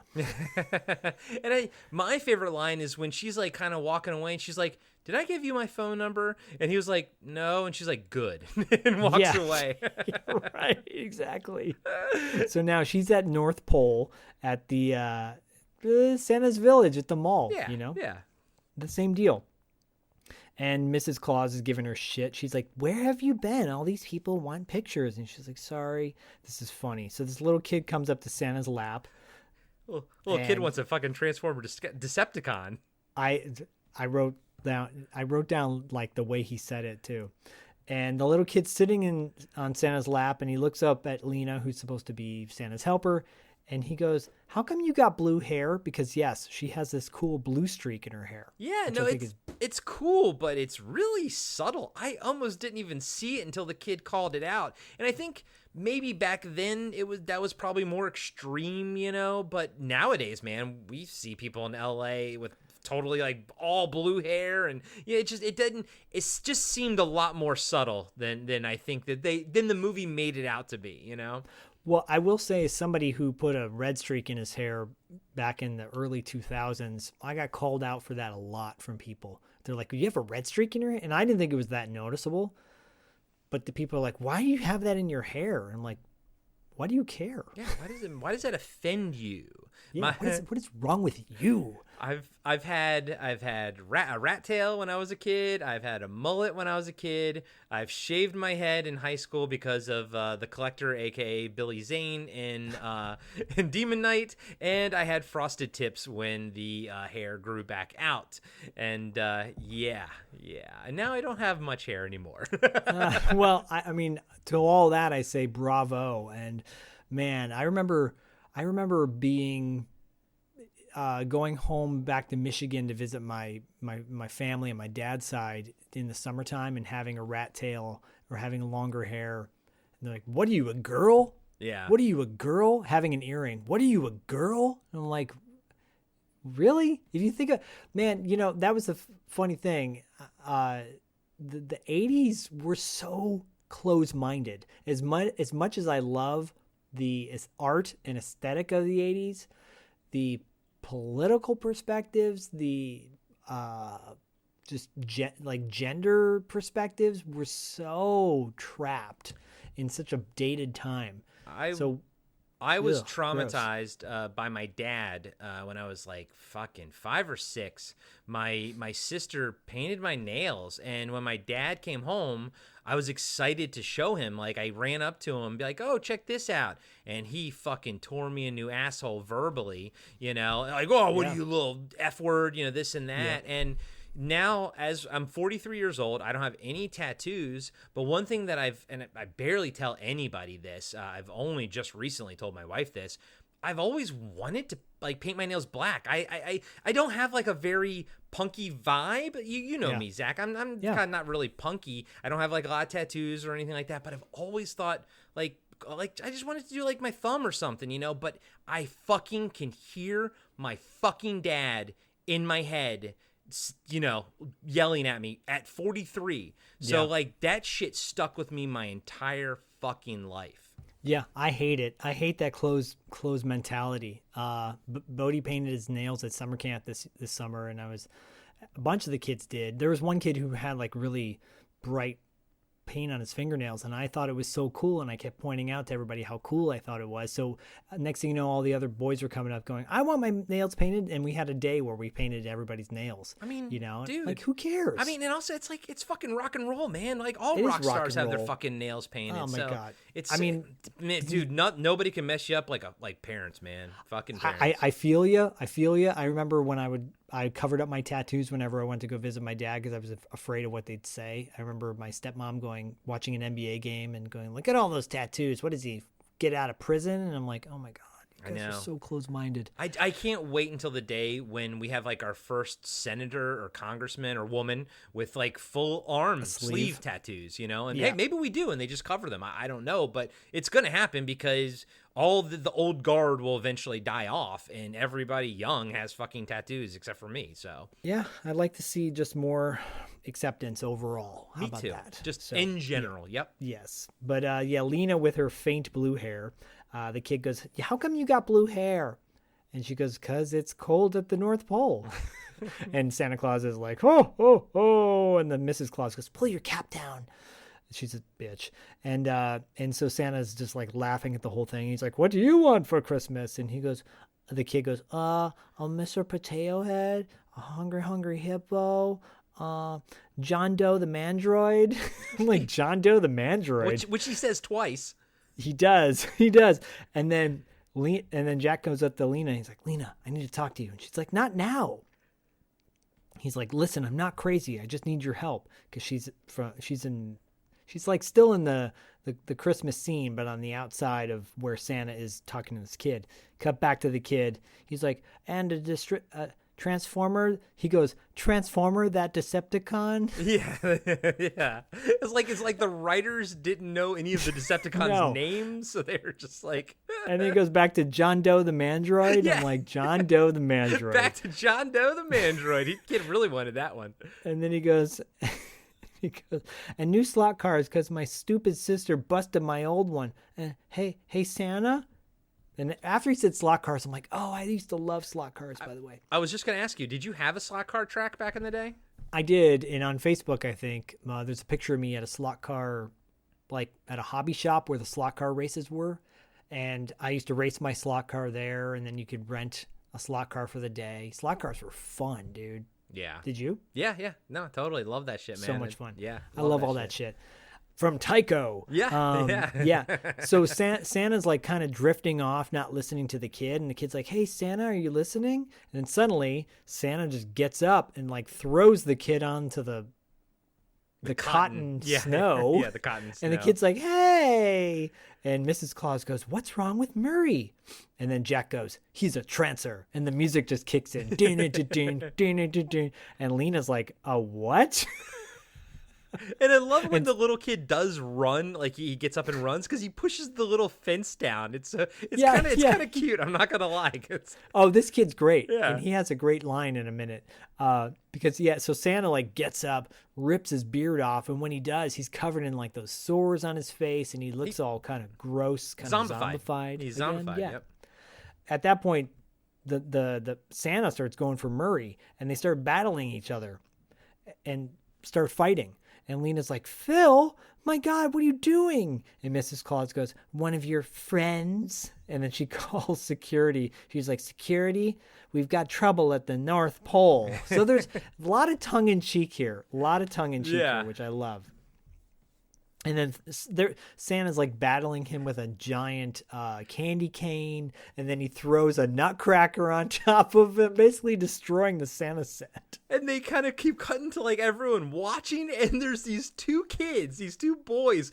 They have the biggest fucking grins on their face because, yeah, you and I, wouldn't we totally be like, holy shit, this is amazing? Yeah, this to me at this moment, I was like, this is amazing. And it's a Christmas movie. Yeah, he's fighting Santa Claus. Jack Death is fighting Santa Claus. It doesn't get any better than that. Yeah, so they're battling back and forth. Santa rips antlers off the Santa's village or whatever and tries to use antlers on Jack. And then a security guard shows up and pulls a gun out on both of them. And Santa grabs the gun out of the security guard's hand and starts shooting at Jack. And then that's when Jack pulls his gun out and shoots Murray, a.k.a. Trancer, and kills him. Yeah. One shot, like right to the chest. One shot. Yeah. And then they cut back to the kid that was sitting on Santa's lap. And he, like, out of the side of his mouth, he goes, hey, Mom, he shot Santa Claus. Just his delivery is awesome. Oh man. And then after that, the Murray's laying out dead on the ground. You think he's dead on the ground, and then he starts talking, but he's not talking in Murray's voice, he's talking in Whistler's voice. And Whistler says, welcome to the 20th century, Jack Death. And it's cool because like Murray's mouth isn't moving, but you could tell it's coming out of like his open mouth, you know? Yeah, it's awesome. And then he's completely dead. At that point, Jack grabs Lena and says, you're coming with me. And she's like, no way, which is really believable. He's like, come on, move. And as they're leaving the mall, hair metal couple. Yeah, go ahead. Yeah, I really like this. So like, Me too. He does grab Lena and kind of puts the gun, you know, I mean, he's being a little bit aggressive. But as he's like sort of dragging her away, this like hero couple tries to actually come up and help, but Jack, you know, kind of pulls the gun on them. They kind of stop in their tracks and back away. And I was like, you know what? You didn't need this scene like at all. You know what I mean? Like you didn't need that little moment, but I liked it because it made the biker, or the rocker, whatever you just said they were, the couple. I was like, it was a cool little human moment, you know? Yeah, he's like a hair metal dude and she's like a punk rocker, and Jack points the gun at him and he goes, don't piss me off. I love that. But it's cool. I like that they tried to actually help Lena, you know? Yeah, I love it too. Because at this point now, Lena's feeling like she's being kidnapped by some maniac. Of course. Right? I mean, and that's what it looks like to everybody else. Exactly. So from there, they leave, and you cut back to North Pole. The cops have now shown up. Detective Lopez is there Officer Lopez is there with Detective Whistler. Whistler is kind of like looking at the body, surveying it, and he says to the paramedics, he's like, get this thing out of here now. Well, he looks at the body, and then you see it do the burn up thing, the scorch thing, and the body bag shrinks, and then he tells the paramedics to go take this thing away, but you can see that it's just an empty body bag on a gurney, and I'm like, okay. Just moving on. Just gonna call it out like we called out the intruder stuff, and gonna just move on with it. Yeah, I guess the inept medics are not even gonna look at the fact that there's no body in the bag now at this point, because Murray was like 300 pounds and this thing is flat. But whatever. Yeah, when the movie is an hour and 16 minutes, there is no fat on this film at all. And yeah, it's just, you gotta just move on and not worry about it at all. Our breakdown will be twice as long as the movie. Of course. Oh, it already is. It's already longer than the movie itself. It's hilarious. So at this point, you don't know. All you know is that there's this police officer there with this detective. You don't know who the detective is yet. And the detective says to Mrs. Claus, he's like, can I ask you a few questions? And he introduces himself. He goes, I'm Detective Weaseling. And that's when it cuts. And you're like, oh, shit. That's the guy. That's the guy, which is perfect.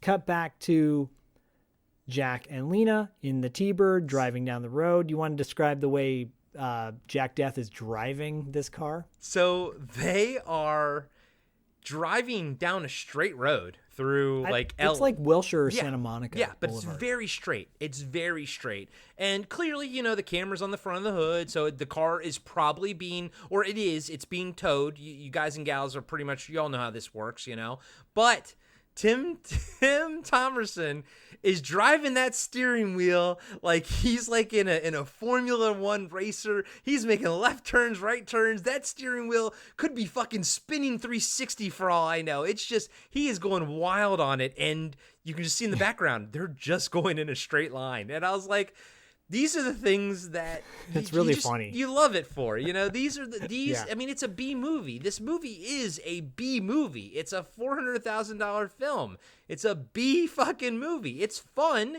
but it's still a B movie, He's driving it like those in front of the grocery stores, those little cards you put a quarter in and sit in the thing. He's driving in like the steering wheel. You can turn it as much as you want, and it doesn't do anything. Yeah, that's what he's doing with the steering wheel. He's driving like the drivetrain is broken essentially. It's really power steering. Yeah, really power steering. Exactly. It's really funny. It is because anyone who knows who's had a car like that, it's really hard to turn the steering wheels on those things. Yeah. It's really hilarious. It's funny. To me, it's like, it's distracting, but not in a bad way. So apparently they filmed this during the Olympics that happened in LA. Oh yeah, it makes sense. And so apparently, I guess back then, when the Olympics happened, a lot of people got out of town because they probably assumed that traffic was going to be bad and everything. So they said that actually traffic was really, really easy and light when they were filming these because so many people were out of town. And now the Olympics are coming to LA again in a couple years or something. So it's interesting that it's coming back around. But I'm curious to see, is there going to be another mass exodus of people from LA? The only time I ever see that is if you're in LA during holiday times, like Christmas and stuff. It's pretty barren because it's such a town where people leave to go see family and stuff, that during the holidays, man, it is barren. It's great driving on those roads on the 10 and everything. Yeah, and when Corey says barren, it's pretty much the highest amount of traffic every other city would have. Yeah. But if you live in LA, you know what barren means. It's still a normal amount of traffic. Yeah, totally. Instead of taking 2 hours to go 12 miles, it might take you 90 minutes. So there you go. Hey, 30 minutes you just saved. Win. Yes, indeedy. So Jack is trying to explain to Lena what's going on, right? And she's like, all right, let's say I believe all this shit. You're a cop from the future, and you're chasing this guy, Piper Whistler. I like that, by the way. It's like a Pied Piper type of thing. I think it's a Pied Piper reference. Yeah, no, I agree. And she's like, why doesn't he turn you into one of those zombies or me? He goes, you're too tough. She's like, tough? Trancing only works on squids. People with weak minds, easily controlled. Lena, I won't get anywhere without a guide. She goes, are you crazy? You killed Murray. He goes, has Murray ever turned yellow and gone after someone like he went for me? She goes, of course not. He goes, I haven't that much time. At least take me to Cahuenga Boulevard. She goes, if I get you a map, will you let me go? He goes, a map's not enough. I'm from another world, another time. I don't even know what you people eat for lunch. That's cool. I like that. Cool. And when you think about it, he is from another world, because in their world, there are other worlds that you can go to and everything. It's interesting. I like it. Yeah, I love that. And she's like, okay, where in Cahuenga? He's, and so she goes, wait, he goes, you'll help me? Oh, swell. Mm-hmm. And she goes, I don't want to see that gun in my face again, ever. And he goes, okay, fine. Back to the North Pole. Now Whistler or Weisling, finishes interviewing everybody, and he goes over to Officer Lopez, and he goes, I found this lying, the Lopez walks over to Whistler and says, I found this lying over there. You could, by the way, in the previous scene, Tim Thomerson was like, "Where's that picture?" Because he was trying to get the exact. Yeah, it's just it was real quick. He's like, "Where's that picture?" And then it cuts to Lopez basically finding the picture in the fake snow, taking it over to Winslow or whatever his name is. And the only reason I sort of it's burned in my brain is because when Lopez is standing next to Whistler, this is when Lopez does a lot of face acting when he doesn't have anything to say, and so that's the only reason I sort of remember it.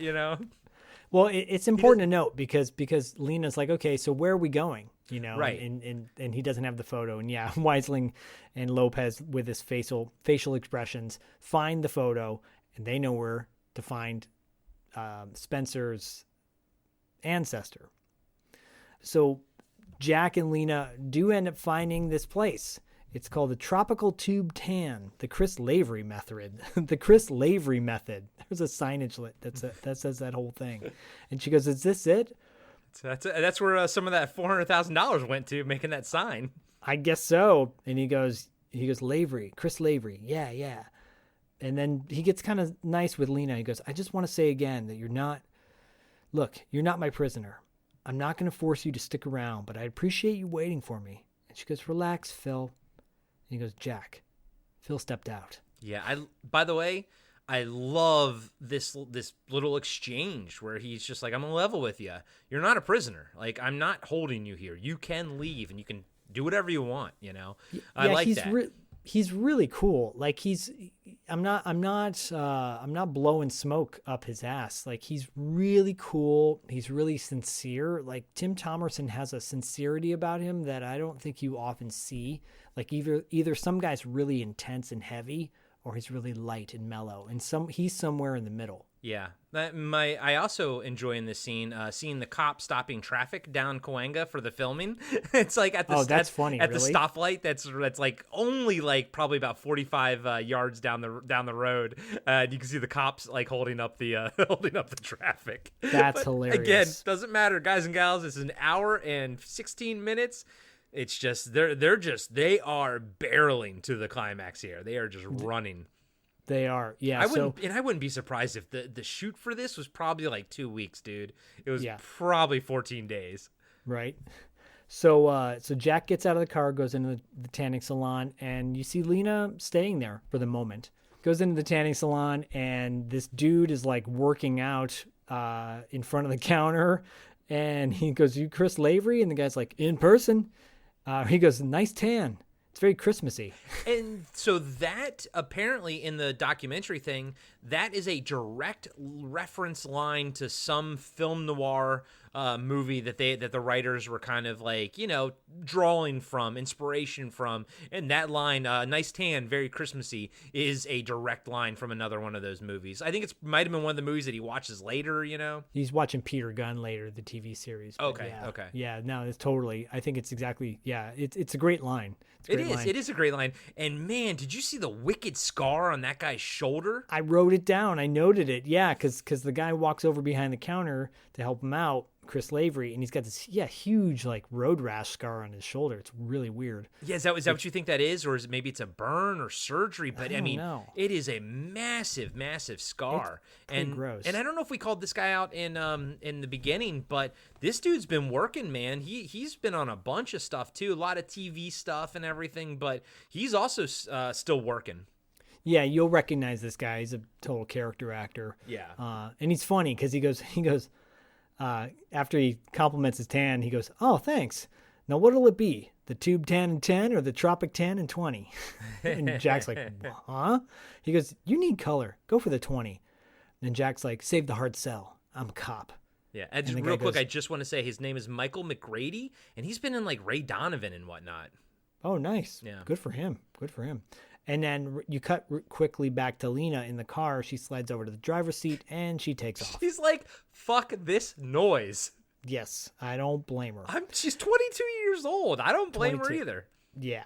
And cut back to the tanning salon. Lavery's like, "Is this about that guy last week? Hey, he screwed with the thermo setting. Anyway, it was just first-degree burns." And Jack's like, "That's not what I'm here. He goes, I gotta be blunt, pal. Someone's gonna try and kill you." And Lavery's like, "Oh, come on." And he goes, "And he'll succeed if you don't fall under my protection." And then Lavery's like, "You're serious?" And Jack goes, "Yeah." He goes, "Okay, well, we better talk back in my office." And so that's when I noticed the scar too, when they started walking towards the back. Yeah, it's when he walks out from around the counter. Yeah. Yeah, and as soon as they walk around the counter, it's really creepy and weird because Jack's in front of him, and Jack turns around to look at Chris, and Chris Lavery drop kicks him with this big old kick, and knocks him out. And he's zombified, man. Like you can see it. Like they even put the makeup on his legs too, on his short 1984, basketball shorts from back in the day where he is all leg. Is all legs. And all mutated. And they actually like put some makeup on it. My only takeaway is, how did Whistler take over him if he just found out who he was? Like, movie wise, you got to figure it was probably about 30 minutes ago. You could say Whistler can do it over, we never see how Whistler takes these people over, so we don't really quite know. So can he take them over from a distance? But it was a little bit wonky that like Whistler just found out who he was, and then now this guy's a trancer. Yeah, because it doesn't track later when he is in front of Hal with, if he can, like, once he knows your location, he can trance you. Yeah. Well, you've got to be weak-minded. So maybe Hal wasn't weak-minded, but maybe all he needs is a location, like he's a GPS inside his body or whatever. And I got no problem with that. It's just, we don't know though, the movie doesn't tell us. We don't know, unfortunately. And if anything, I would have liked to have just saw a shot of, maybe Whistler sitting in the passenger seat of a police cruiser with like his eyes rolled back white or something, so that he was controlling this guy from a distance. I would have loved to have seen just something like that. But again, there's a lot of funky stuff in this movie, but it just goes by so quick. You have no time to think about it at all because they are on to the next thing, Yeah, because the next thing is Jack inside this tanning salon. Inside the Death Star? Yeah, which looks like the walls of the Death Star, totally. And he's getting burned alive, basically, a la the dude in prison. And it's getting hot, and then Lena comes back. She comes back with the car. She goes into the tanning salon looking around. She sees Lavery dead on the floor. He shot his own. He killed himself. Like he did what he was supposed to do, and then I guess Whistler just told him to kill himself because he fucking blew his own brains out. Yeah, and his body vaporizes and zaps away. And she starts yelling for Jack, and then she sees a surfboard jammed into one of the tanning salon doors. She pulls the surfboard off, and Jack falls out. And she's like, "Oh, God, don't be dead." And I love this because Jack goes, "How's my tan?" That's the cheesy shit that's cool, though. That's the cheesy shit that I love. Dude, I love it. It's great. Yeah, you know what I don't love? The Confederate flag on the back of her jacket. Dude, I know. I'm like, wait, what? We're going to get there in a second. And this is from somebody who grew up watching Dukes of Hazzard, and I love the General Lee, but nowadays, I don't really... Well, in 1984 or 85, it was totally accepted. It was accepted. Doesn't make it right though, but it was accepted. No, it was very mainstream though. It was very mainstream. A lot of things that are not considered okay now were considered like no one cared about it back then. And that being the Confederate flag, it was on the General Lee. Dukes of Hazzard was huge in the 70s and early 80s, so it makes sense. But also at the same time, I'm like, she's like a punk rock girl in the 80s in LA wearing a Confederate flag on the back of her jean jacket. That doesn't track, really. It's like they just had this jacket and they're like, "We'll put this on you," but whatever. She doesn't wear it for that long. No. But just long enough for you to get really good looks at the Confederate flag on Helen Hunt's back. Yeah. So, yikes. Anyways, they start to leave the tanning salon, and when they do, Whistler's there with like 2 or 3 police officers. Well, I like the fact that they try to go out the front door. The cops are there, and they go, "Oh, let's go out the back." But the cops are like, "Well, we know where you're going to go." So they just run around back. It's like, it was the most logical thing I've ever seen in a movie. And I'm like, oh, yeah, well, yeah, the cops aren't stupid. They know where you're going to go. Yeah, it totally makes sense. So they yell out, "Freeze." And Whistler, Wiseling, says, "So, we have the Santa Claus killer and his accomplice." And Jack says, "Whistler?" And Whistler goes, "None other. Farewell, Jack Death." And then he whispers, "Fire, fire." And then all the police officers literally just unload the bullets on him. And that's when Jack activates his long second device, which is so badass on his watch. It's so cool. And so when he does, everything freezes. He sees one bullet whiz by Lena. That's cool. That's cool. It's really cool. And Helen Hunt does a tremendously great job acting frozen. He picks up Lena, throws her over his shoulder, and then runs out to the other side of to the front of the store and puts her in the car. And the whole time she doesn't move her mouth. She doesn't move her eyes. She doesn't move any aspect of her body. It's great. Yeah, no, that is really, really cool. And I actually really like the fact that it doesn't stop time. It slows time down. Yeah, I like that too. And I just wish they didn't even say it stopped time at the beginning. You know, I wish he just said it slowed down time, because it was a much more fun effect. And I did note that Helen Hunt does a great job. She keeps her facial expression exactly the same as he's carrying her out of there and dumping her into the car. Like, I mean, there's a lot of body movement that she is doing subtly to try to make it look like she's frozen, but you can tell she's also kind of helping Tim Thomerson a little bit. But it's like yeah, she's selling it, and she does it later too in the climax. She really sells like her face is stuck in whatever moment that was. And for all of you going, wait, but they said they can only use the long second once. Well, we'll get to that. Yeah, that makes sense. We'll get to that. And guys and gals, the long second's supposed to be about 10 seconds. Oh, it is a good 45 seconds to a minute. Yeah, even when he has like 4 seconds left, it takes like 8 seconds movie time to get there. Yeah, because in this 10 seconds, he's able to pick up Lena. This is cool though, because he runs past Whistler. Yeah. And he looks at him like, I could kill this guy right now. Yeah. But he doesn't.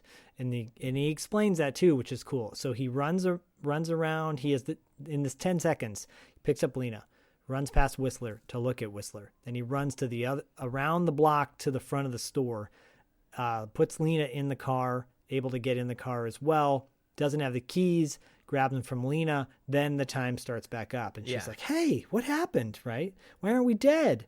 And then they start to leave, cut back to Whistler with his cops. And Lopez says, how'd he do that? And Whistler goes, how indeed. Now, both times watching it, I was like, come on, Jack Death. You could have killed Whistler right there, you know? But that would have also been killing an innocent man, the detective that he's inhabiting his body. And it didn't hit me until literally just now while you were talking. I was like, oh, that's right. He can't kill him. He would be killing an innocent man. And they explain that later. So, you know what? That was a little hole that I had in my head. And you know what? It got filled. It got filled right now because Lena's like, looking in the rearview mirror. She goes, I don't think anyone's after us. And he goes, they will be. And she goes, can I ask you something? And he goes, sure. She's like, when you use that time freezer thing, why didn't you get Whistler right then? He's like, I only had a few seconds.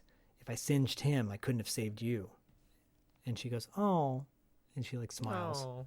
But I don't know. There's a chemistry there that really works. But I don't think that's the reason. I don't think he would have singed Whistler, because like I just said, I don't think that would have been the right play to make, you know.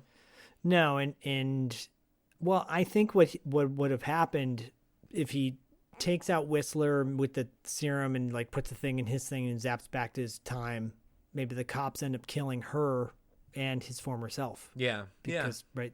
Because all they know at this moment is they're murderers. Yeah. Right? No, he technically has to clear their name essentially. Yeah.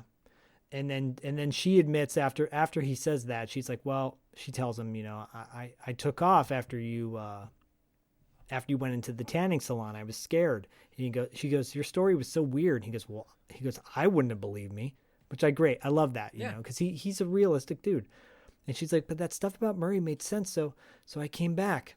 And now she saw the body die. I mean, she's seen so much now, and I love that she sees it quickly so that like we don't have to worry about this shit anymore, of her believing him or not.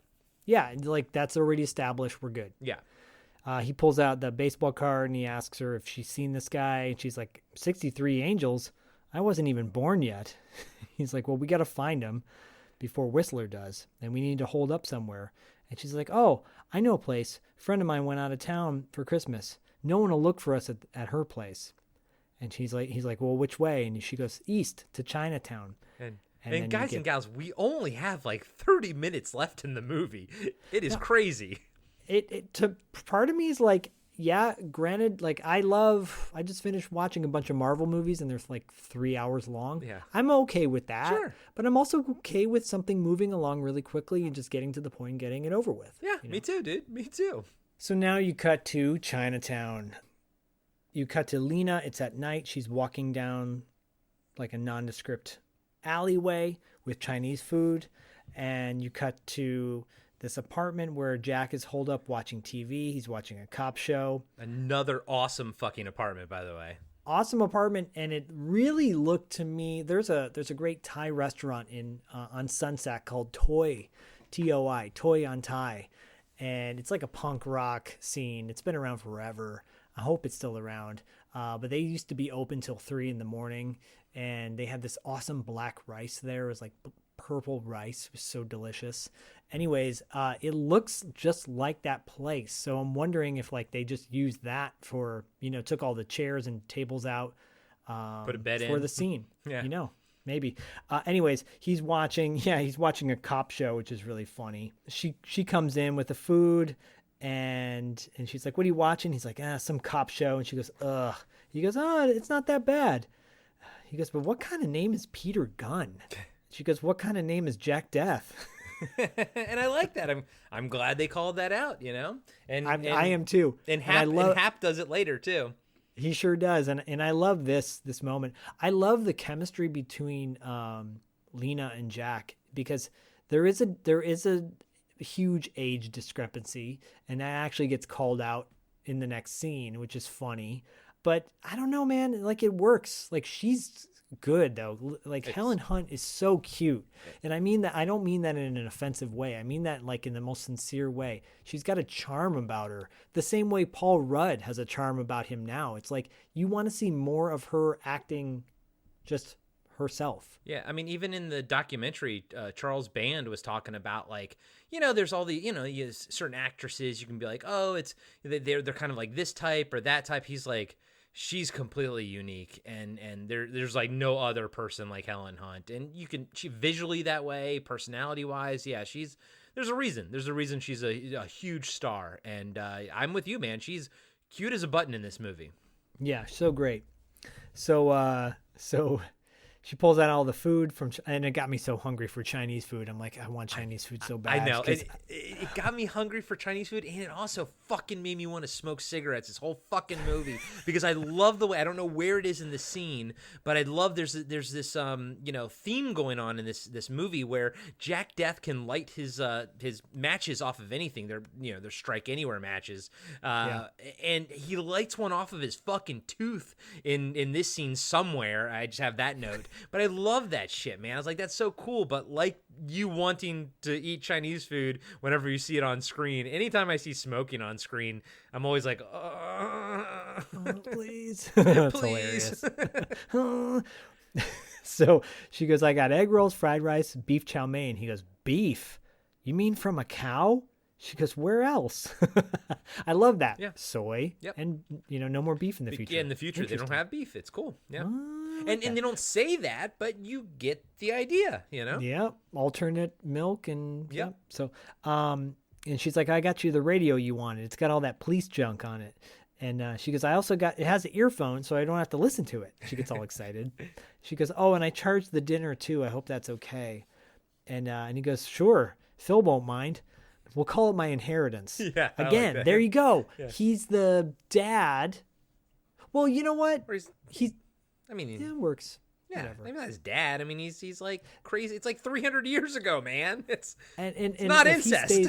And if he stays in the past with her, it's like the Marvel thing. It's like, what Mark Ruffalo says or Hulk says, you make the past The past becomes the future becomes the past.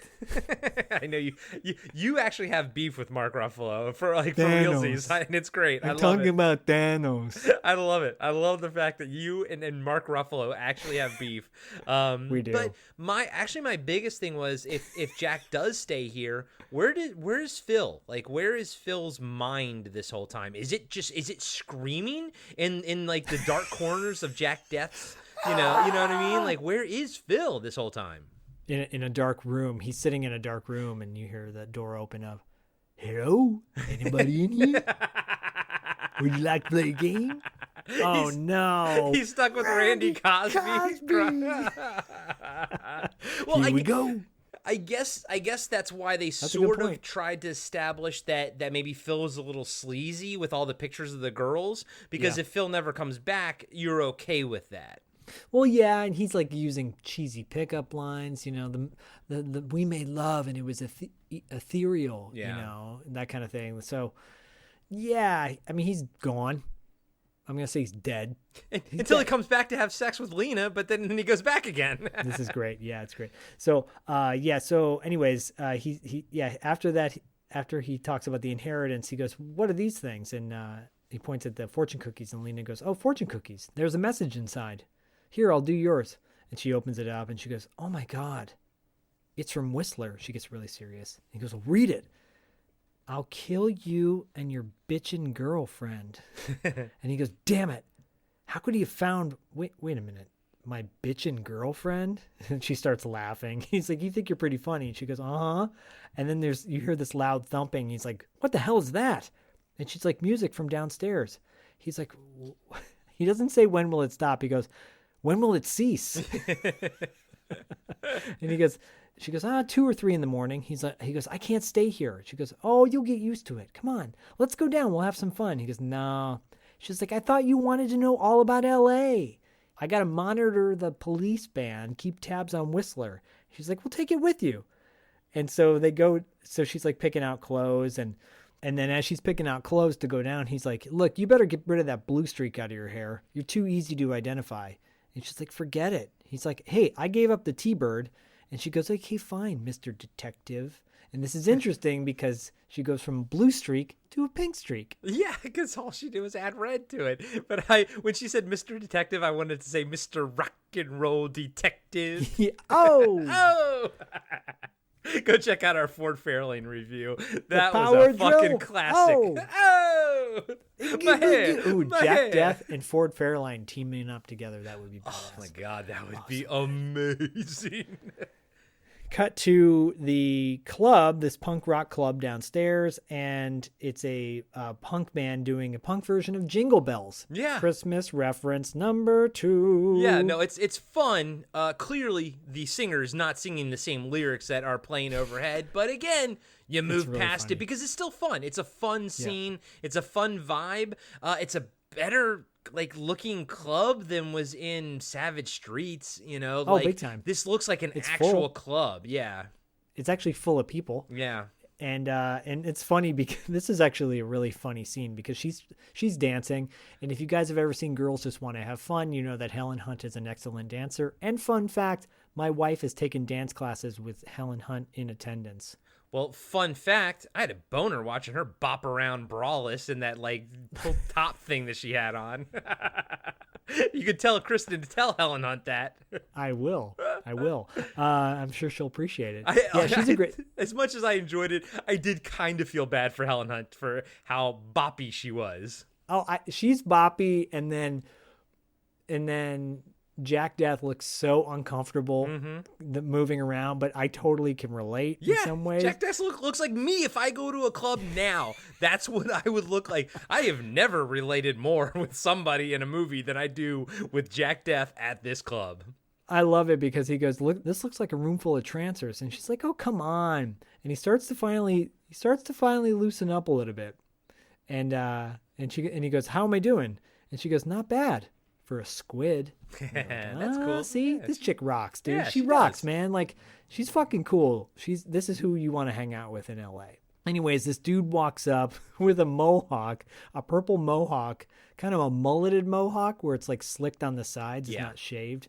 his name's Jerry. He walks up. He goes, Lena, how come you don't call me anymore? And she goes, I told you, Jerry, leave me alone. And he goes, you still got some of my tapes, man. And she goes, I'll drop them at your mom's, okay? And then Jack like taps him on the shoulder basically, and he goes, beat it, Hiawatha. This is my dance.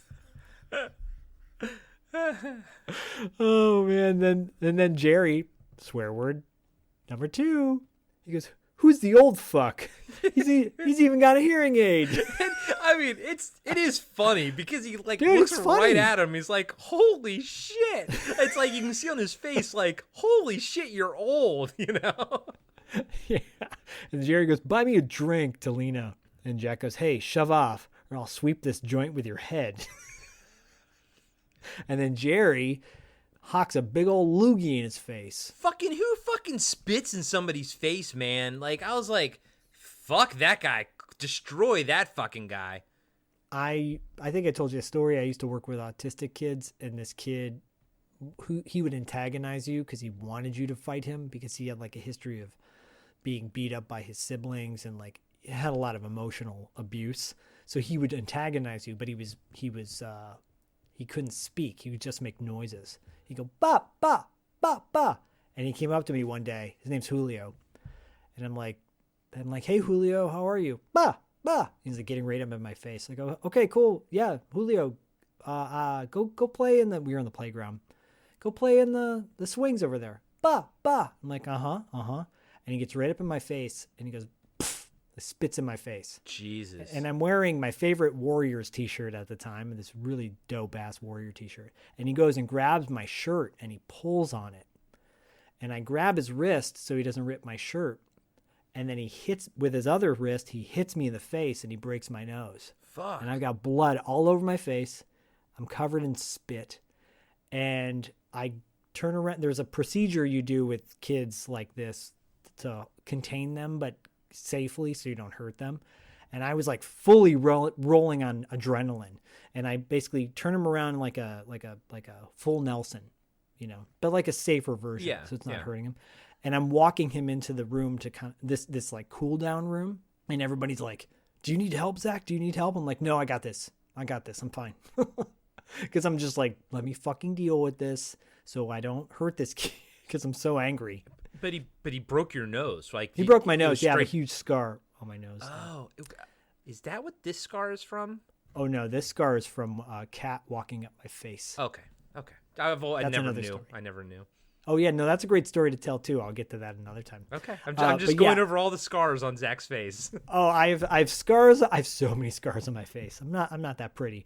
So I bring him into this containment room, and he starts crying. You know, because like he's like just riddled with guilt at this point.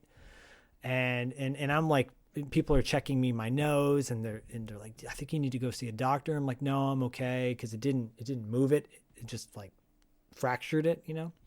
Hairline, and Julio was like doing sign language for I'm sorry to me, and I was like, it's okay, man, it's okay, like, you didn't tear my shirt, so I'm okay. Wow, dude. And oh man, it was horrible. So he didn't intentionally want to spit in my face, but if someone ever did do that to me for reals, like Jerry did to Jack Death, with like just being a dick, not having something, you know, going on inside internally, I would have lost it on him like Jack did. Yeah, Jack fucking cold cocks him, lays him right the fuck out. And I Yeah, was 'cause like, good for you, Jack. Yeah. Yeah, because he goes, now I'm pissed off. And he just fucking decks him and knocks him out. And then yeah, what happens? And Jerry fucking like hits the ground, passed out. Like he was out before he hit the ground. To the point where, like, I think Family Guy used to do a pretty funny cartoon where like the guy's face was fully on the ground and then his ass sticking up in the air. Yeah, that totally 'Cause they're just, Jerry. like, knock the shit out. You got knocked the fuck out. Totally. So yeah, after that happens, Jack goes, you got swell friends. And she's like, Jack, look out. And then 3 more dudes walk up and he beats the shit out of them too. Yeah, no, he's a badass. I love this scene. So 3 guys walk up and he doesn't even wait for one of them to fucking swing. They square up, and he's a cop. He knows what's up. And by the way, he says I'm a cop like at least 30 times in this movie. So they square up. He knows what's going to happen. Punches the guy right in the middle, right in the face. Punches the guy to the left. Hits elbows the guy to the right, and then immediately like punches another guy who's coming in. And it's like, in like literally like 5 seconds, he's taken out like 4 people. I was like, fuck yeah, Jack Death. That was awesome. I just love the fact that he didn't wait for anyone to swing. At that point, he was like, nah, dude, I've got this. And he destroys them all. Yeah, he just adds to his badassery. He's just a badass dude. Yeah. Just a badass dude. So from here, this is cool. He cut back to their apartment at night, and Lena's wearing like a kimono, and Jack is, recovering from his battle, and she gives him a Christmas present. She goes, "Merry Christmas." And he goes, "Today?" And she goes, "Yeah, it's after midnight, December 25th. He goes, "I didn't know. It's July in Angel City." And she's like, "Go ahead, open it." I love this. She got him a fucking Christmas present, He opens it up, and she goes, "Future man, just like you." It's like a robot. It's so fucking sweet, man. Is that John Doe Mandroid? Is that what that was? John Doe Mandroid. It's that Transformer, that Decepticon. The Decepticon and John Doe Mandroid again. So awesome that the kid wanted it twice.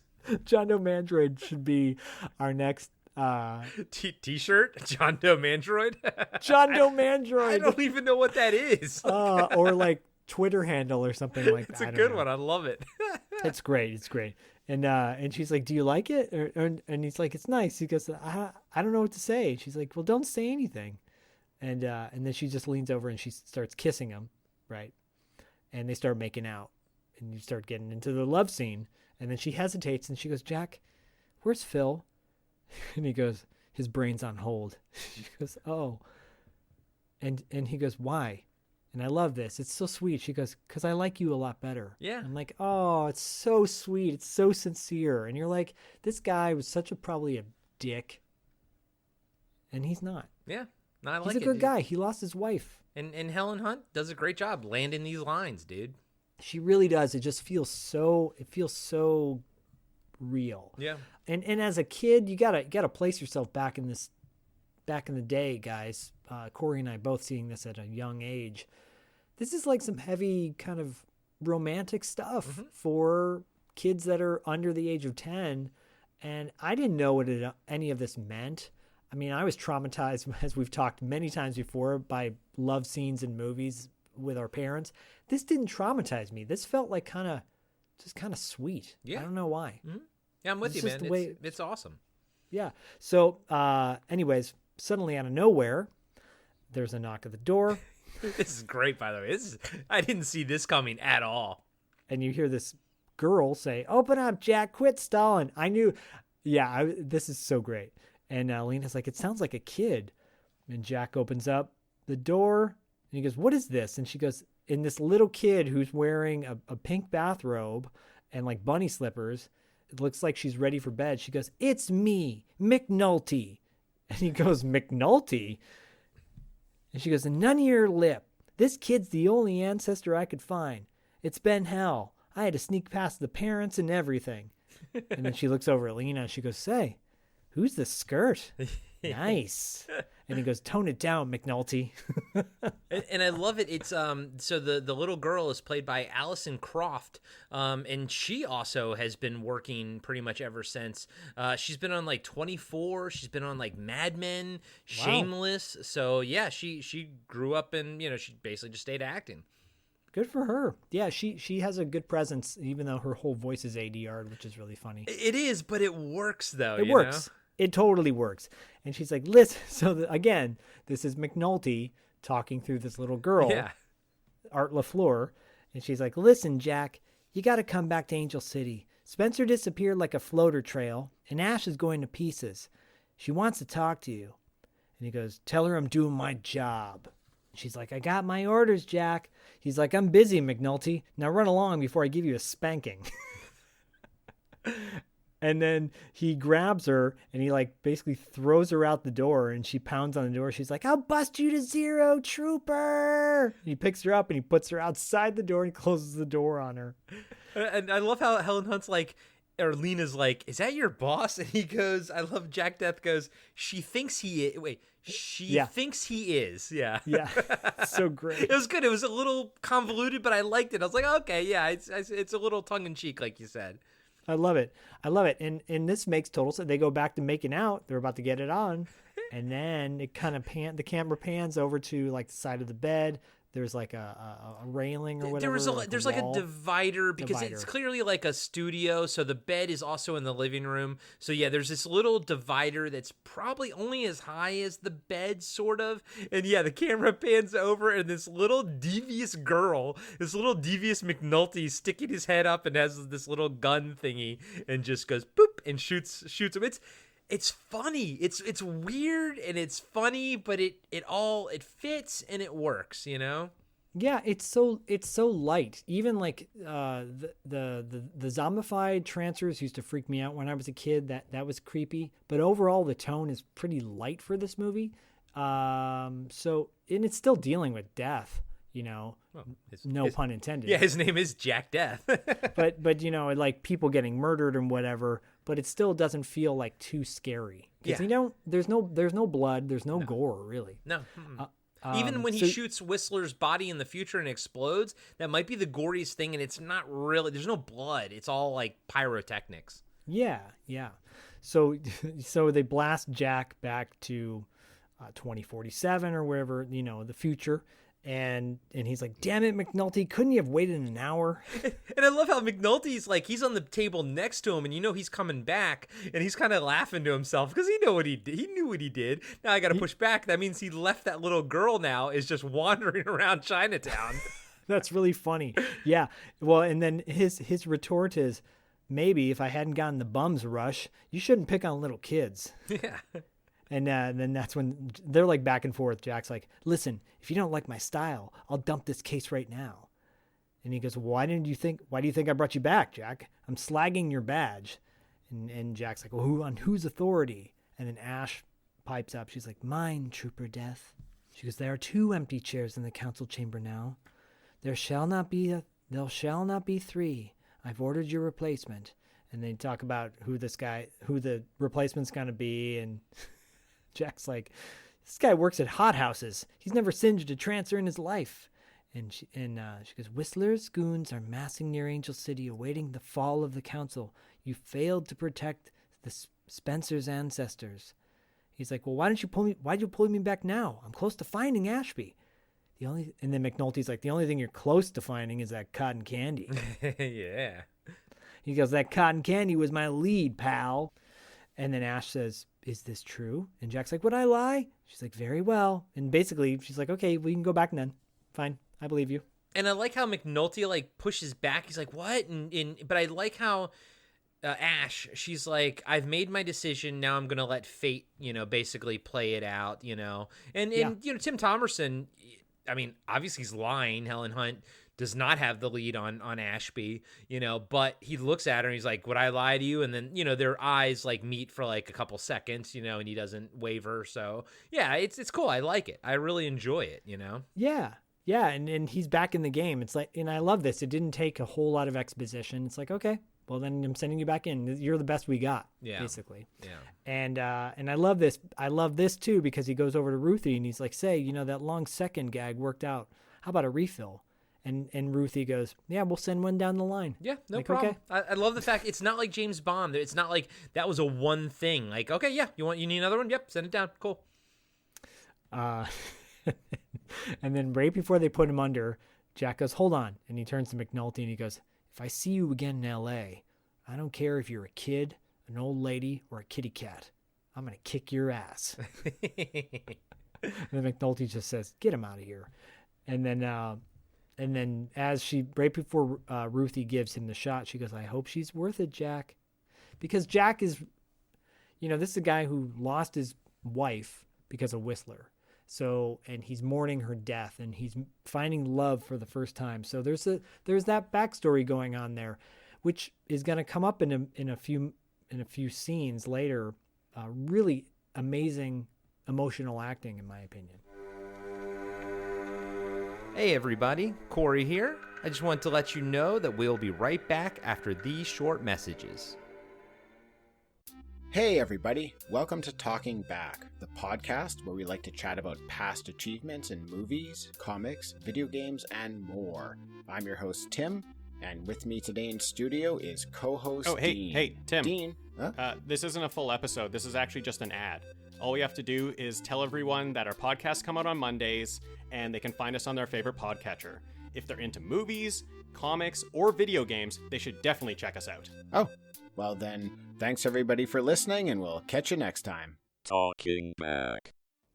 I'm John, and I'm the host of Action. Every week, I'm joined by James. Heyo. And Dustin. Hello. And each week, we review, debate, and rank a different action movie. We're creating the ultimate list of action movies. From awful to awesome. So if you want to hear 3 more white guys with beards talk about action movies. And argue about where they belong on our list. And decide you hate us because we made fun of your favorite movie. Join us every Tuesday, and you can find us on your favorite podcatcher. And Steven Seagal is a joke.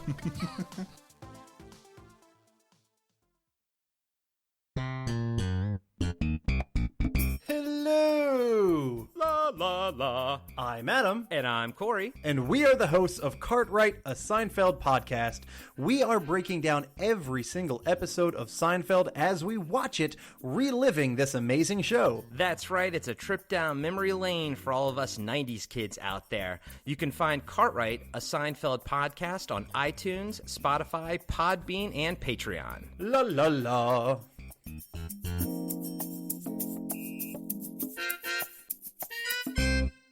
And now, back to the show. So blast Jack back into 1985, and he's in bed with Lena. Lena goes, "Oh, that was too much." And he goes, "Too much what?" He's like, "Damn it."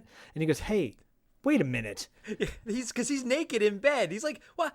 No, Phil, you fucker." So Phil came back. Phil was like, "Yeah, fuck it, I don't care. I'm just going to get laid." And then Phil went back into his mind, you know? It's like, wow, what is it like to be Phil? You just come out, have sex with Lena, go back, all right. And it's funny. It's a funny little gag that Jack Death didn't get a chance to actually have sex with her. No, yeah, right. And so she's like, "Jack, we need to get some sleep." And he's like, "Come on, Lena." And then she goes to sleep, right? She's out. And he looks under the covers at himself and he goes, "Well, Phil, hope you enjoyed yourself again." Again. And so he goes back to watching. He turns on the TV. He's like, "Come on, Peter Gunn." And so, yeah, there's a funny commercial that's playing, and oh yeah, this is important because I wrote it down. It's the commercial's going, "You too can proudly display the art treasures of the world in your own home. Imagine your private gallery of fine reproductions. Blue Boy, Mona Lisa, Last Supper, and everyone's favorite, Whistler's Mother." And Jack goes, "I didn't know you had a mother." Yeah. And then you cut back to like a news station with a news reporter, downtown LA, talking to Detective Weisler on Skid Row. And they're interviewing Weisler, and he says he's got a task force down there. He's giving special ID cards to all the homeless people to keep track of them and protect the innocent. And he's like looking directly into the camera, talking probably to Jack Death, and he goes, "I have the complete backing of the mayor and the city council. And I know by the time I'm through, this city will be safe for everyone." And then he turns the TV off and he wakes up Lena. And he's like, "Get dressed. We're going to Skid Row." He wakes her up as if you were sleeping next to me and I smacked you. Like he hits her like a bro to wake her up. He's pretty rough around the edges. He is. So from there, they're now in Chinatown, back in Chinatown. Like they must have just left the apartment. They're walking in the alleyway, and suddenly another pink light flashes, and another box appears with new accessories. Yeah. And Lena's like, "What's this?" And Jack goes, "Reload." And Lena goes, "That's so cool. How do they do that?" Yeah, and I love that she asks it, but he doesn't answer. Yeah, because it doesn't matter. But it's just for the viewer, it's nice that she asked it, you know? Yeah, totally. It's great. And then Jack's like, how far is Skid Row from here? She's like, a couple of miles. He goes, fine. He goes, we'll get transit. And she goes, a what? Oh, he goes, I think you people call it a taxis. She goes, we're out of money. He goes, then we'll walk.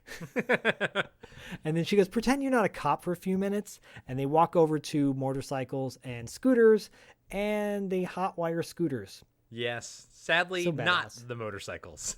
No, but it's so 80s, and I love it. For you and I both are so nostalgic lovers, and I'm like, oh, motor scooters, those things were so damn heavy. Oh yeah. Oh, and They I were so remember the GoBot that was one of those motor Yeah, scooters. Scooter. Yeah, His name Scooter. was Yeah, Scooter. Scooter. Yeah, exactly. Ooh, let's have a really good villain that looks like a motorcycle. What should we call him? Psykill. Okay, Scooter, Psykill. Oh, Turbo. Okay. How about the airplane? Should we call him Jet? No, Leader One. Yeah. Oh, okay. I'm not the biggest GoBot fan. Although I will say Diallo is. Diallo is, and Diallo, you must agree. The GoBot figures, they were okay. Yeah, they're The okay. size proportions were totally off, but there's some Japanese toy company that came out with a like fully articulated Leader One. And Psykill and everything. Yeah, and they look awesome. That's cool. Yeah, I mean, I like the design of them for the cartoon, but yeah, as far as toys go, they weren't my favorite. I only had, it was this weird car that has like the head is like, His head was the top. Yeah, Yes. I have it too. Yes, that Bodhi one. has it. Yeah. It's Yeah. stupid. It's stupid looking. It's really fucking weird looking. Never liked it. I still have the ship that can hold a bunch of the figures. Oh, yeah, It's I know. called It's gray. I know what it looks like. Thruster One. Yeah. Oh, I love it. Okay. The GoBots, by the way, GoBots in the Battle of the Rock Lords, great movie. And I have the Rock Lord figures. They are rocks that turned into Transformers. How cool is that? Yeah. Not very, but I liked them. I had Rock Lords too, dude. I liked Rock Lords more than I liked GoBots. They were badass. Yeah. Nugget. I still Yeah, have I have Nugget, Nugget. voiced Yeah, by Roddy Nugget. McDowell. Nugget. Yeah. Yeah, I still have him. Ah, Yeah. Look at that. Yeah. And Boulder. Yes, I think I had. Was he the grayish blue one or something? Yep. He was the leader. Yeah. That cartoon's got to make it. That's an obscure movie right there. Yes, it is. That's got to get released. I don't know why that's not out anywhere. Anyways, so now they make it to Skid Row, and there's these three bums that are singing a Christmas song, the three kings, and I love it. It's so great. I like the bums. I like the idea of nice bums, but having lived in LA, in downtown no LA, nice bums. guys and gals, there are no nice bums. Especially now, hoofa doofa. Yeah. No, there's not. But I love this because, Lena's like, come on, this is hopeless. You get the sense that they've been doing this for a while now. And this is when he's like, I'm a cop. This is what cops do. And Yeah, I this was like, is what cops are all about. I know. I can't remember where it was, but I noted. I was like, how many times does he say I'm a cop in this? But now we're in the third act. We're in the sort of the climax, and this totally takes place all downtown East LA. It's called the Toy District and whatnot. Yep. Because it's, by the way, guys and gals, downtown LA, East LA where the warehouses are and stuff, there's all these little weird districts. There's the Toy District, there's the Sock District. It's and they're only one block or something, but they're still called the Sock District, Yeah. But it's all down in that area. We saw it in Vice Squad. We saw it in Savage Streets. I'm sure it'll show up again, in a movie that we're gonna watch later. But in the 80s, Oh, we will. East LA, Southeast LA, the Toy District, the Fashion District, whatever you want to call it, it was a hotbed for filming because also no one lived down there at the time. So famously, if you want to know what that looks like, go watch Omega Man with Charlton Heston. There's this amazing shot of him driving through the city, and the camera's on a helicopter, and it pans up, and just no one around. And it's because they could film it in downtown where Skid Row is. I think they filmed that scene on a Sunday at 5 a.m. because no one used to live down there. So it was just people would literally board up their their shops, pull the shutters down, and then do it at night, it would just be, you know, trash cans on fire. Like, it was a lawless land back in the 80s. Watch Terminator and see how, like, when he originally, Kyle Reese originally comes back, that's all filmed in, like, on Broadway and everything in downtown LA. And I used to live right over by there. And nowadays, or at least up until COVID happened, all that is like the hippest place in LA, and it turned into this huge, vibrant urban center. But back in the 80s, it was dead at night. It was only for businesses, and then at nighttime, all the businesses were shuttered. Only people that were there were homeless people. Yep, just like this. Just like this, yeah. Which makes it easy to film, you know? Oh, totally. And yeah, the rest of this movie all takes place pretty much in the same area. The last 15 minutes of this movie, so yeah, we have like 15 minutes left, guys. Pretty much. Yeah, the bums are like, what brings you, what glorious angel have you brought for the three kings to gaze upon, right? And Jack's like, this is the Christmas angel. That's your other Christmas reference for the movie. All right, another one. I think that's like 3 or 4. Definitely a Christmas movie. And Jack like says to Lena, he's like, work with me on this. And he goes, this angel has a mission. And she goes, yeah, I seek knowledge. And one of the homeless guys is like, they don't call us the wise men for nothing.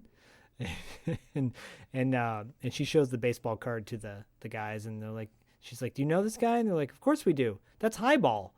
And she's like, well, where can we find him? He goes, well, that depends. And she goes on, what? Has the angel any gifties for 3 weary travelers? And she's like, well, I don't have any gold, but I've got some frankincense and myrrh. And she's got like a bag of chips or something in her hand. They're a very easy bribe. Yeah, and he's like, oh, check out the old paper mill on Alameda.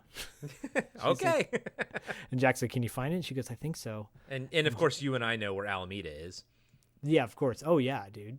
And I love this. So they just go back to singing and opening up their food and eating it. And then Jack's like, Whistler knows about the paper mill. They're going to sweep through it. We got to find Ashby first. We'll ditch the bikes, and then I'll go in on foot. She's like, alone? He goes, yeah. I don't want you getting hurt. And she goes, I'm not afraid. I love this. She goes, I'm not afraid. And he goes, well, I am. Yeah. And I love that because he knows what happened to his wife. Yeah. Oh, it's so good. I like that. Very subtle. Yeah. Anyways, they get into the paper mill. I'm watching this. I'm like, oh, that's where they filmed Savage Streets probably. It's an old rundown warehouse. And Jack kind of goes in through one of the bay doors. One of the bay doors is like covered up with wood or metal. And he kind of pulls the metal out of the way and goes in.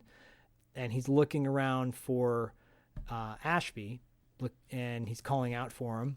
And he finds like this old, I don't know, like a giant cardboard box that someone converted into a bedroom. And I think it's supposed to be Ashby's because it's got like a catcher's mitt in there and a baseball cap and like pictures of like various things. It's a pretty sweet little spot, you know, if you were going to be a homeless person, you know. Yeah.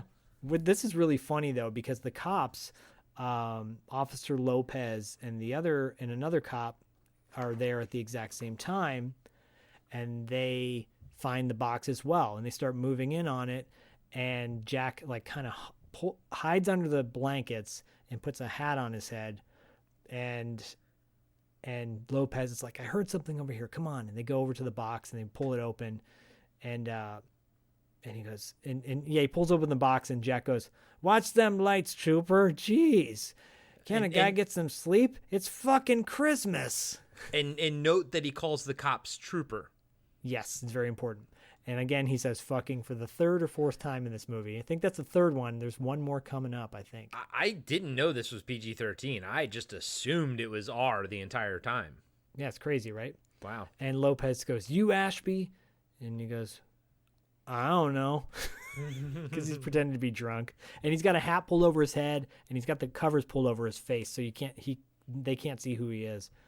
And then Lopez goes, you got some ID, buddy? And Jack goes, yeah, somewhere. Oh God, I gotta puke. Oh, Lord. And Lopez is like, it's not him. Let's go. Let's get the hell out of here. I don't want to get puked on. And they start walking away, and then Lopez goes, wait a minute. He called us troopers. The lieutenant said Jack Death was a trooper. And they start running back to the box, and when they get there, it's empty. And then Lopez says, radio weaseling, we need backup. And then Jack is running off to go look for Ashby. They quickly corner him, though. Yeah, they do. They corner him against a wall. And they pull it's Lopez, has a gun on him. And as soon as Lopez starts talking to him, he tells him to throw his gun on the ground. And he's like, do the same with the fancy wristwatch. He's like, you're not pulling that one on us again.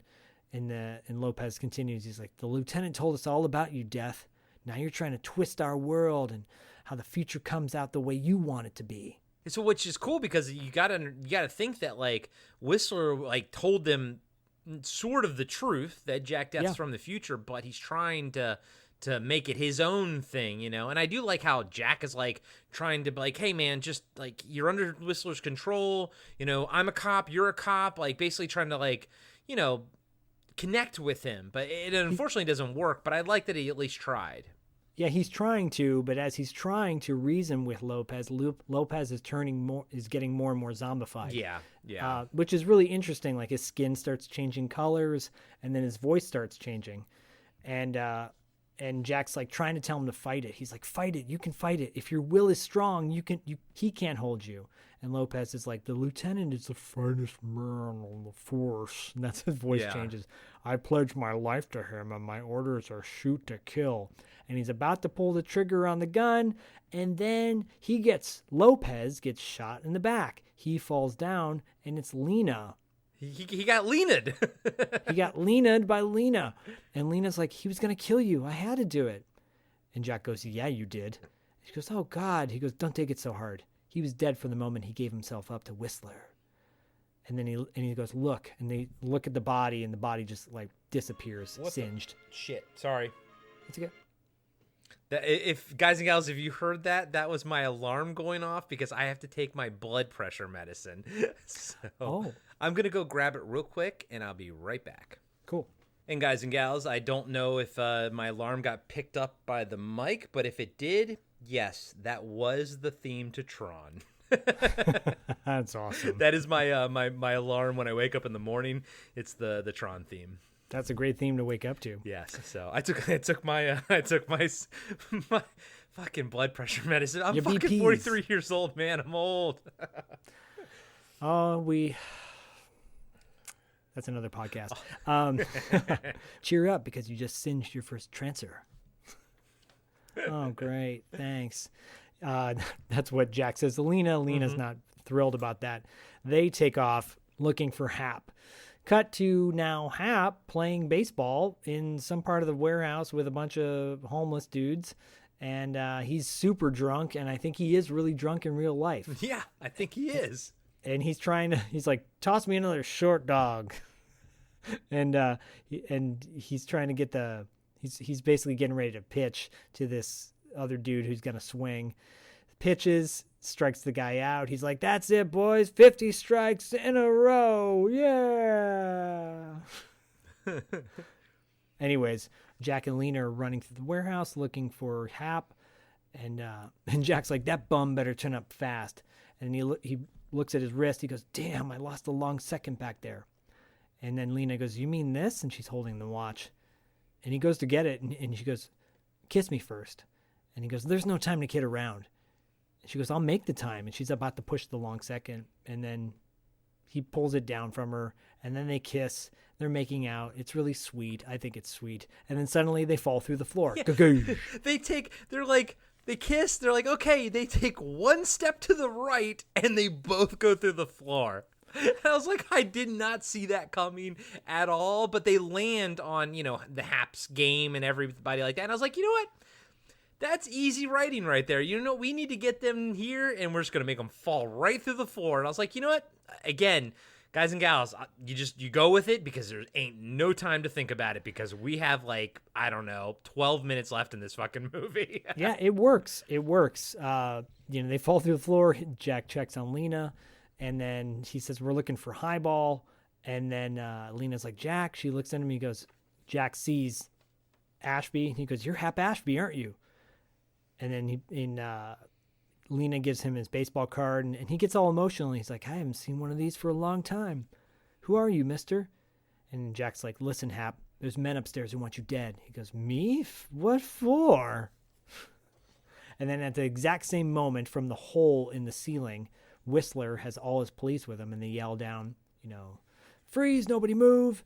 And Whistler goes, I want Hap Ashby. And this is funny because all the homeless people just like move away from Ashby. And Whistler goes, I'm tired of dealing with the worthless vermin. Step forward, Ashby, or I'll kill the lot of you. And that's when they all push him in the center. Yeah. And then Hap's like, you bums. And then they go to shoot him, but they get away. And Hap, Jack, and Lena run off. And Hap's like, this way, mister, let's go. And they run out of the warehouse.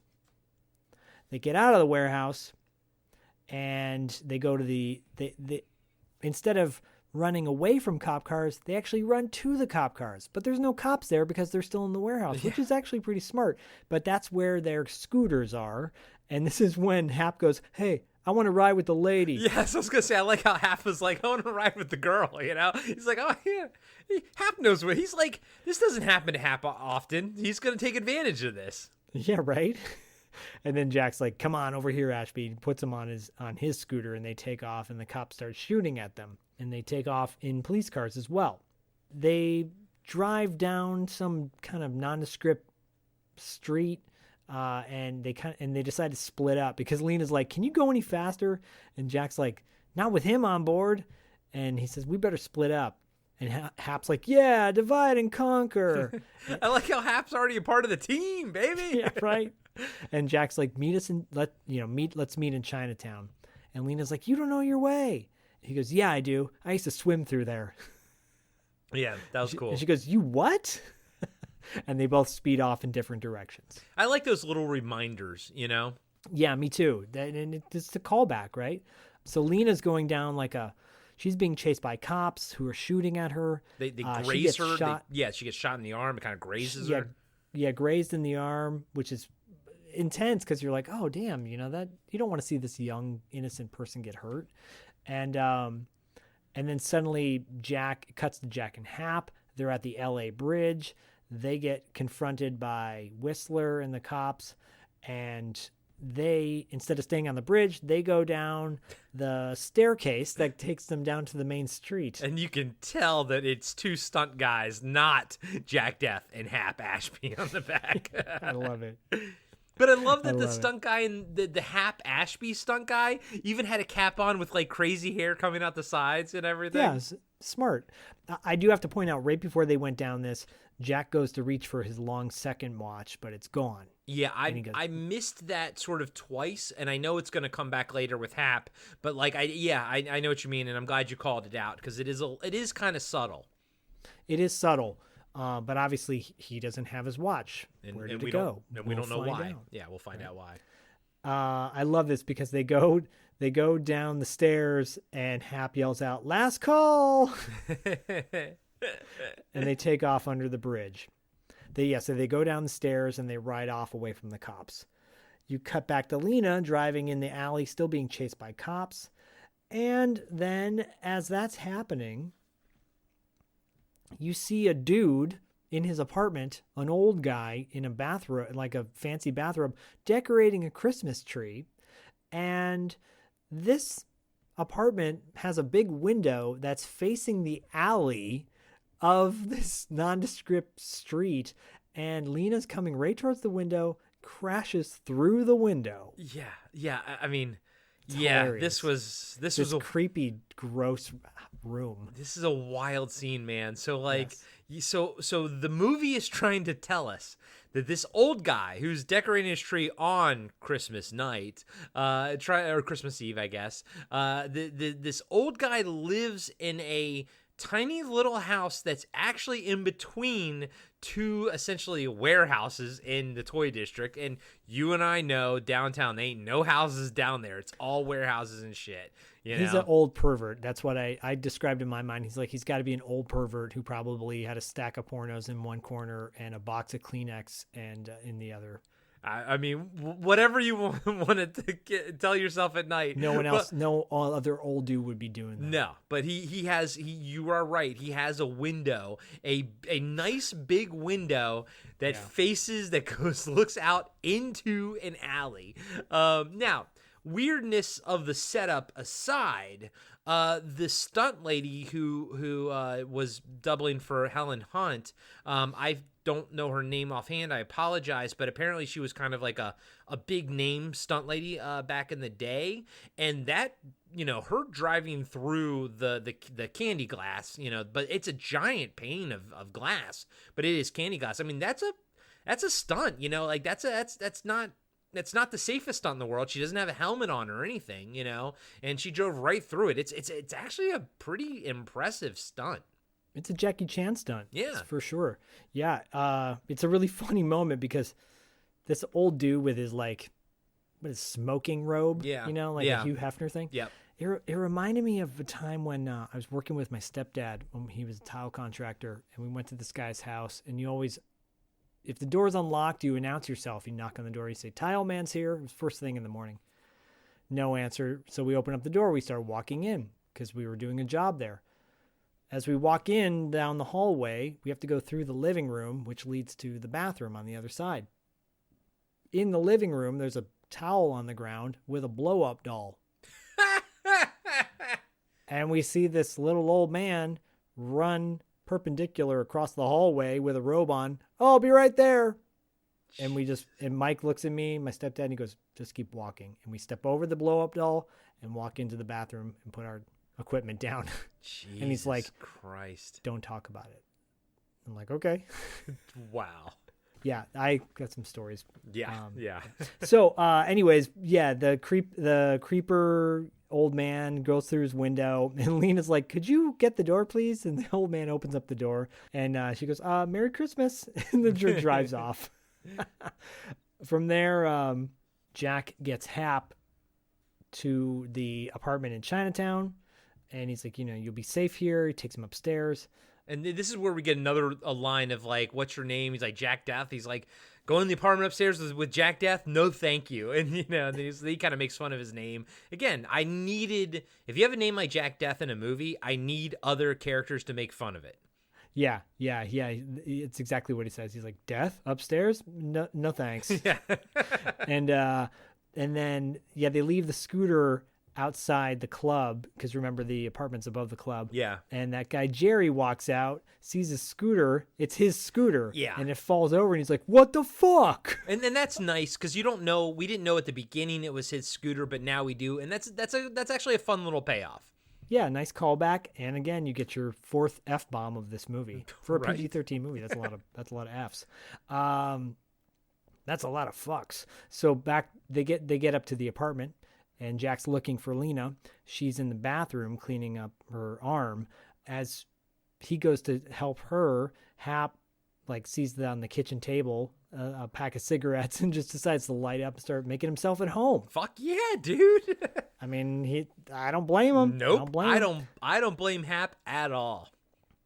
Especially when he makes himself a giant Dagwood sandwich. Oh, which looks so good. You got the Chinese food and the Dagwood sandwich. I love big sandwiches like that, bro.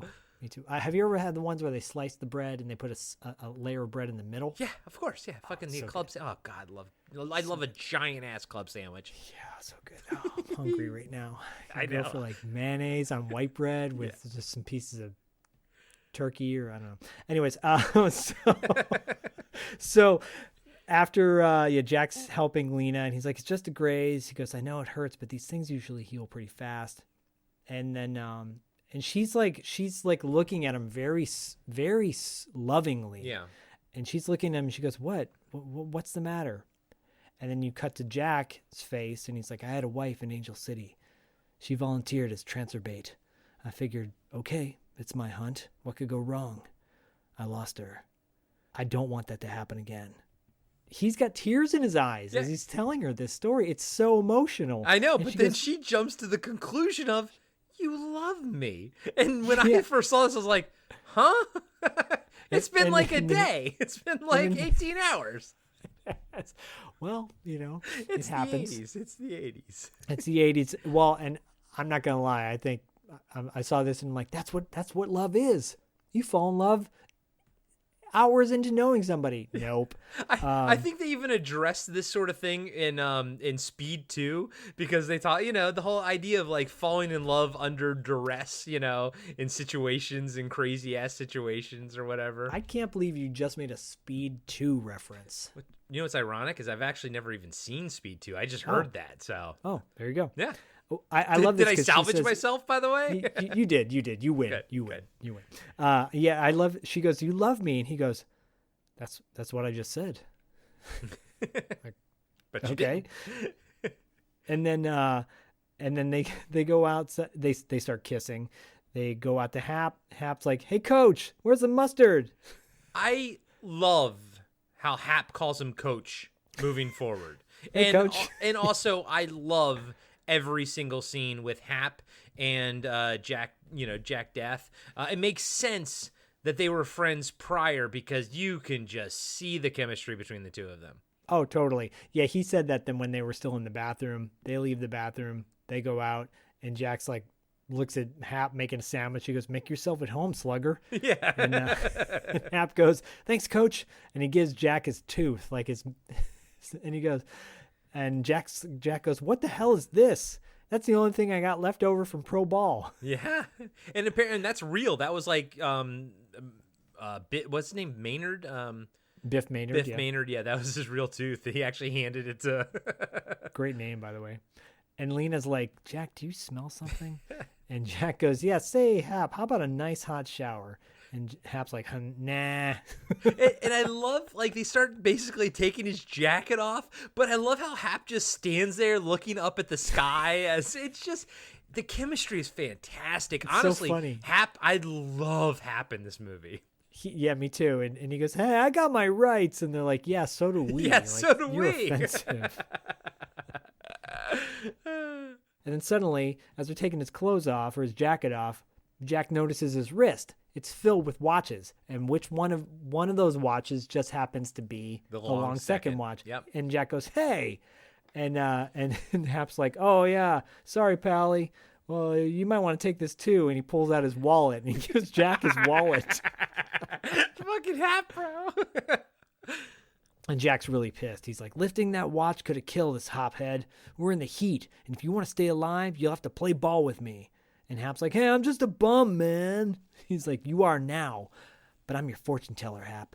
You're going to dry out, get a job, meet a girl, and have a kid. His descendant will be one of the great leaders of the 23rd century, and it all starts with you in the tub." With and then Hap goes, "What about a sponge bath with Blondie?" Yeah. Again, I'm loving everything Biff Maynard is doing. Everything. I love it too. And Lena's like, "He didn't understand a word you said." And Jack's like, "Sure he did," which he actually did. Yeah. He's paying attention. No. Yeah, he basically puts him in the tub, and they turn the water, the shower on Hap, and they spray his head, Yeah.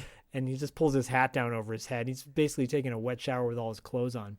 A wet shower? A shower with his clothes on. It's redundant. Yeah. So they come out, Jack and Lena come out of the bathroom. Jack gets the phone, and he calls the police. And Lena's like, says to him, she's like, "Who are you calling?" And he ignores her. He goes, Lieutenant Weisling, please. Tell him it's Death calling. He'll know."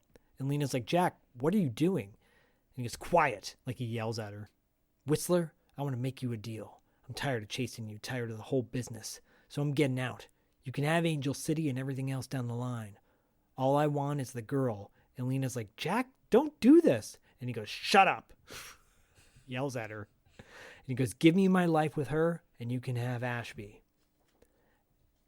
And she's like, "No, please, Jack, don't." And he goes, "Yeah, Chinatown. You'll see me." And he hangs up the phone. And Lena like backs away, like shocked by him. And he looks at her and he goes, "Lena," and she goes, "Don't touch me. You let that poor man be murdered? It's so real. Her acting is so great." He goes, "Relax. You played it just right." And she goes, "That was a trick?" He goes, "Of course, I'm a cop." Again, I'm a cop. I think it's where I I'm doing wrote my down. job. He says it like 20 times this movie. And they kiss again. Of course, Probably Thomerson had that in his thing. He's like, we get to make out at least 2 or 3 times in this movie, right? I mean, I would have that in my clause too. Cut to the next scene, and Lena is on a rooftop watching with binoculars down at what appears to be Jack in like a street corner in a trench coat, but it's not Jack. It's not Jack, and we literally have 8 minutes left. This climax has 8 minutes left. I mean, because the time was so. I mean, how many times have we watched movies that are like that? 90 minutes is like supposed to be, so I was like, I'm so fascinated by the runtime of this film. So I kept like sort of pausing it at like when I knew act changes were happening. And right now we're in the climax. And I mean, just because I watch the time in a lot of the movies that we do, dude, the climax usually has about 15 minutes in it. This has 8. Yeah. This is like, just let's wrap it up. Let's do this. Yep. It works because Lena's watching, and then Whistler comes up from behind her and grabs her, and then Whistler says to her, he goes, call to him, and he goes, now, and Lena yells out to Jack, and then Jack looks up, and Whistler goes, perfect, and then Hap looks up and he goes, Merry Christmas, peace on fucking Earth. I love that. Yeah. Your 5th fuck of the movie for PG-13 is crazy. Blows me away. Anyways, Whistler freaks out, and Whistler starts shooting, right, at Hap, who runs off. And then out of nowhere, Jack yells out, that's 6 shots, Whistler. The gun is empty. And Lena yells out, no, 5, because Jack is behind them. Whistler turns, and that's when Lena yells out, no, 5, and Whistler shoots one more time, but he dives out of the way and ducks and doesn't get hit by the bullet. And then suddenly... But I like that, though. I like that Jack was wrong, but she was paying attention. She was paying attention. She knows what's up. And then Whistler turns Lena around so she's facing him, and he tries to trance her. And Jack goes, the girl's too strong, Whistler. She won't trance. And Whistler turns her around, so she's now facing Jack. They're both facing Jack. And he pulls out a blade. And Jack's like, I'm the one you want, not her. And then Whistler goes, you're the one I shall have. Didn't you know? Deathaton marries the girl, or would have, if she had lived. And now, Jack Death, prepare to witness your own demise. And he's about to you don't know if he's going to slash her throat or what he's going to do. And he throws her off the roof. He throws Lena off the roof. And at that same moment, that's when Jack uses his long second. Good thing he didn't use it earlier in the movie. Yeah, exactly. And as he does, he has the same moment with Whistler again. He's right next to Whistler. He could have killed her, could have killed him. But instead... But he can't, because he would kill an innocent man. We know that. Exactly. So instead, he takes his belt off, he wraps it around a cable that just happens to be conveniently located right over the roof. He grabs onto the cable and slides down the cable just in time for the long second to wear off and catch Lena in his arms. It's cool. It's actually really cool. It's really cool, but it's really funny because in that same moment, they cut to Hap, who's pouring alcohol on his face. Yeah, no, I wrote that down. I love the slow-mo shot of Hap just like, he's drinking the vodka, but guys and gals, like, it's he's got the bottle like away from his face, and so it's like splashing into his mouth, but he looks really funny. So happy. It's great. and by the way, I was trying to figure out who Hap reminded me of. Did you ever watch Parks and Recreation? Yes, but not that much. Okay, there was an actor on there. His name was Kirk Fox, but he played like the head of sanitations guy for a little bit, and he has a mustache. Oh yeah, He's a writer, stand-up comedian. His name's Kirk Fox. He is definitely this generation's Biff Manard. Biff Manard. That's awesome. He's got that vibe, He's so good, man. He shows up in part 2 as well, which is great. I want to watch part 2 now. Yeah, me too. I haven't seen it in forever, so it's time to watch it again. The long second's starting to run out. Then it does run out by the time he saved Lena. All good. But Whistler reloads his gun he's still up on the rooftop, and he's going to shoot down at them. But at the same time, Hap, who's got the bottle that he dumped all over his face, he winds up the pitch and throws it at Whistler, hitting him square in the nose. Well, he hits him in the nose with a ball, and then he hits him in the hand with a glass bottle afterwards when he's hanging. The beer there. bottle. Yeah. Yeah, that's right. Yeah. So he knocks him square in the nose, which causes Whistler to drop the gun and fall off the side of the off the roof, but he's still holding onto the roof. And then Hap winds up with a beer bottle, throws it right at Whistler's hand, knocking him off the roof, and Whistler falling into a fountain. Yeah, courtyard fountain. Which Lena would have fallen into if he. That's the thing. I was like, oh, after like when when Whistler falls in there, I was like, oh, Jack Death, you didn't need to slide down there because where he was standing, that's literally where Helen Hunt was going to land. I was like, yes. You didn't have to do all that, Jack Death. Yeah, but you never know. She might have broke her back or whatever. Sure. And so Jack grabs Whistler, pulls him out of the fountain, and he's like, "I'd love to blow you to fish food, but I made other plans. You're going back up the line with no stops. You got no flesh in Angel City. I singed it." I love that line, by the way. You got no flesh in Angel City. Fucking awesome. It's fucking awesome. And he opens up his gun, and he's got the 2 vials in there, but one of the vials is cracked, and it's empty. And he goes, "Oh, damn it." And Lena's like, "What's wrong?" He shows her the broken vials, and Jack goes, "I had 2 shots of antidote, one for Whistler and one for me." And then at this point, I was like, okay, so just send him another package of antidote in the back. Yeah, pretty much. I mean, they could, or they could just pull him back whenever they want, right? Yeah, exactly. So Whistler's like, you wouldn't murder an innocent man. Weasling has 6 children. 6 children? My God! What the hell is he doing? He's Catholic. He's an Irish Catholic family. And he goes, "You lose again, Jack. Only one of us can return now." And that's when Jack's basically is like, "Fuck it," and he takes the one remaining serum and jams it into Whistler's chin. Yeah, it's cool because he jams it like under his chin, like in his jaw area. I was like, damn. Yeah. It's kind of like you can tell like that's not where he was supposed to do it, but he wanted to give like one last God damn it, fuck you to Whistler, And this is cool because like when you think about like where does like what happens to Whistler now, the consciousness of that. Not Whistler, he comes back, but what happens to Whistler, man? Like he's going up the line with no stops. Does he keep going like up futures and just keeps going up the future until the end of time essentially? Like, is his consciousness just shoot up through there? It's a cool theory to think about, right? And then Hap walks over, he's like, "What the hell is going on?" And Weasling goes, "Where am I? What happened?" And Jack turns to Hap, and he's like, "Hap, give him a hand." And Hap's got like the trench coat on, Jack's trench coat, and he's taking it off. And it looks like he's going to put it on Weasling. And Jack and Lena walk off with their arms around each other. And Weasling goes, "Who is that man?" And Hap looks over, he goes, "Him? Fortune teller." I love it. Fortune teller. It's so cool. And Jack and Lena are walking down the alleyway, and Lena goes, "You can't get home now. What'll you do?" And he goes, "That's okay. I kind of like it here." And they start kissing and making out, and that's when the music starts cueing and coming in.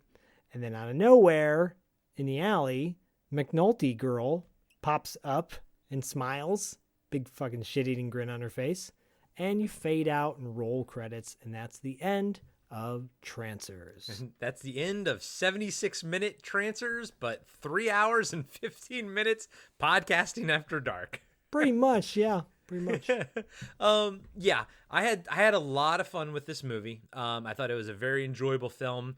I do wish the 8-minute climax, I do wish there was about another 5 minutes to it. If anything, I would have liked to have seen a little bit of some kind of a build up or something. Like they jump right to it. But if anything, this is an example of what you can do. Like I swear to God, film schools should show this and be like, here's how you can literally trim every single piece of fat from every movie you've ever seen and still have a cohesive story, you know, and actually still have it be effective, and just to show you what minimalism can actually do, you know. And I think that the choices they made, like with the time travel stuff, it was probably budgetary concerns. Obviously, I think the writers knew the budget of what they were probably going to be working with and everything like that. And I know you said, and I saw it on the documentary, but yeah, pretty much everything they wrote's like on screen, you know, pretty much the whole script is there. But they do such a good job with the time travel. Like at this point, like I don't need a bunch of fancy shit showing me shit. You know what I mean? Like this worked, man. And the idea that you can only travel back into like your ancestors, that makes so much sense to me. You know what I mean?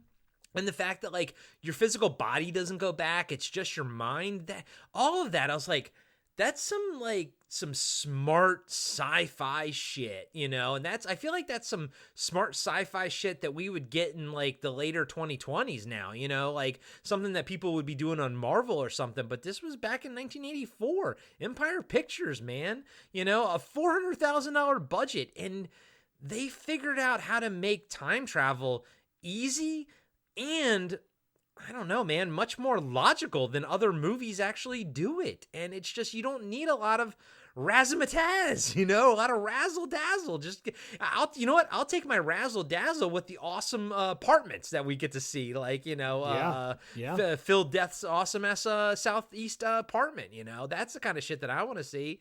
Yeah, this was a fun movie. You know, I would have liked to have seen some things elaborated upon.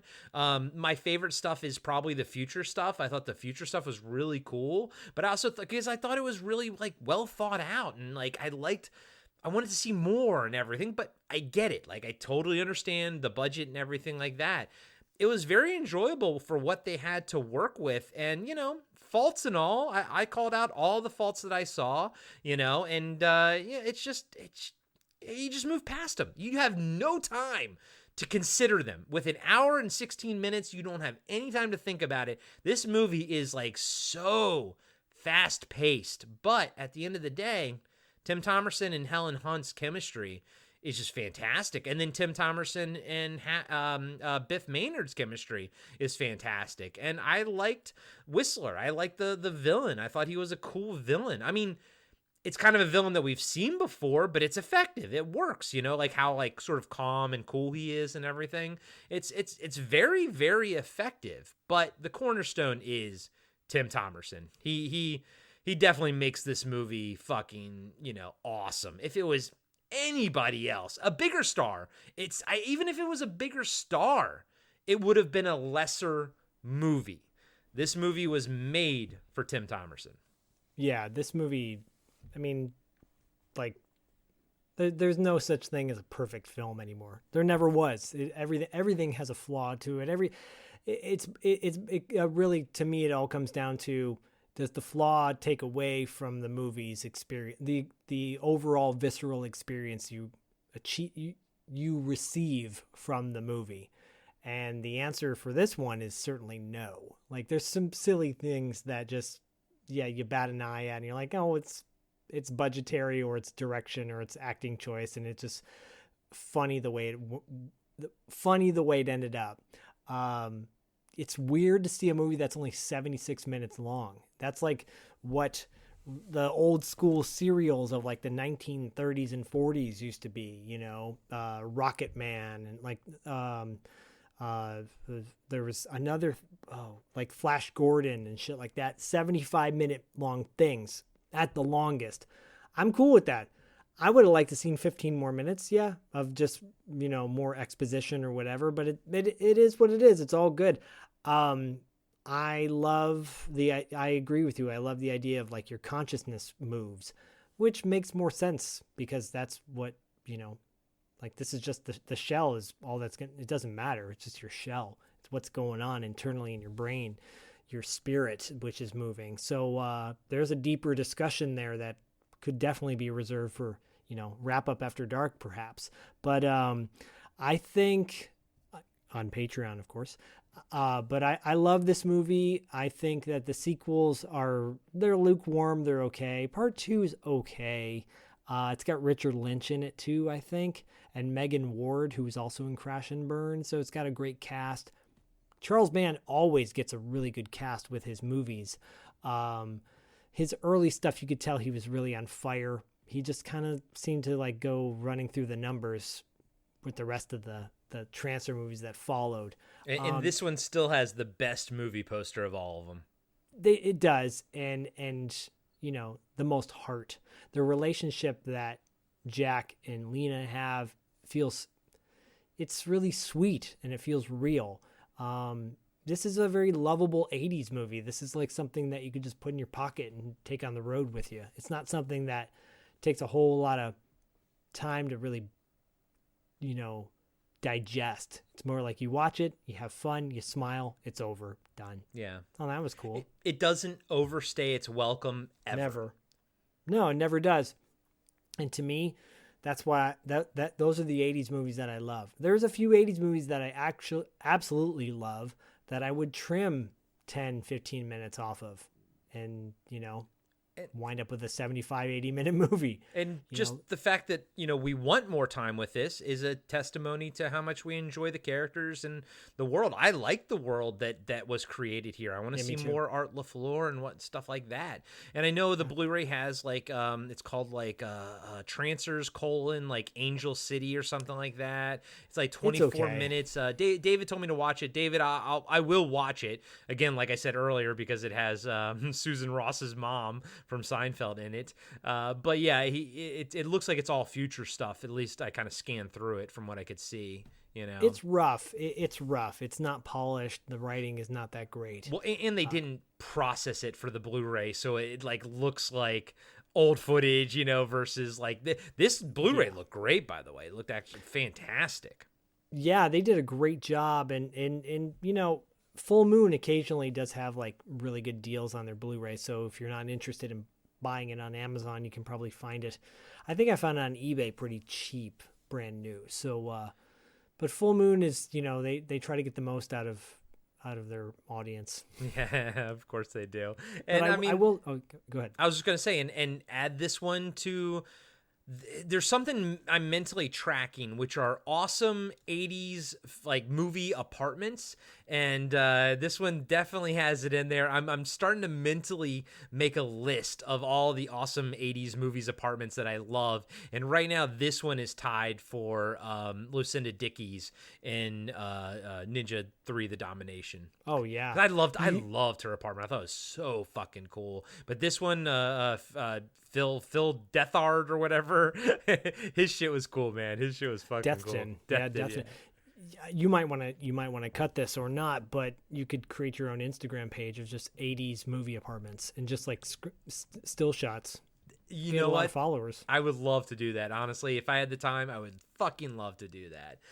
Someone's gonna take that idea from us. But speaking of fun Instagram stuff, you just wrapped up a contest on $2 late fee. That was a lot of fun. About Nice Ninja November, hashtag Nice Ninja November. I entered the contest. Our buddy Lee Germani entered the contest, and some other people too. It was a lot of fun. But what you got going on in December for $2 late fee? Well, funny you should bring up the giveaways that we gave away.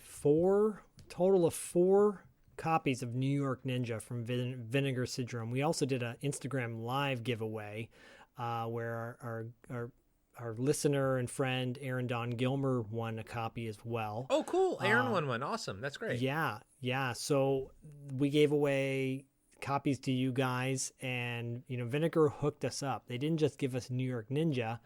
They also gave us a few copies of Six String Samurai. So, fuck you. If I had known that.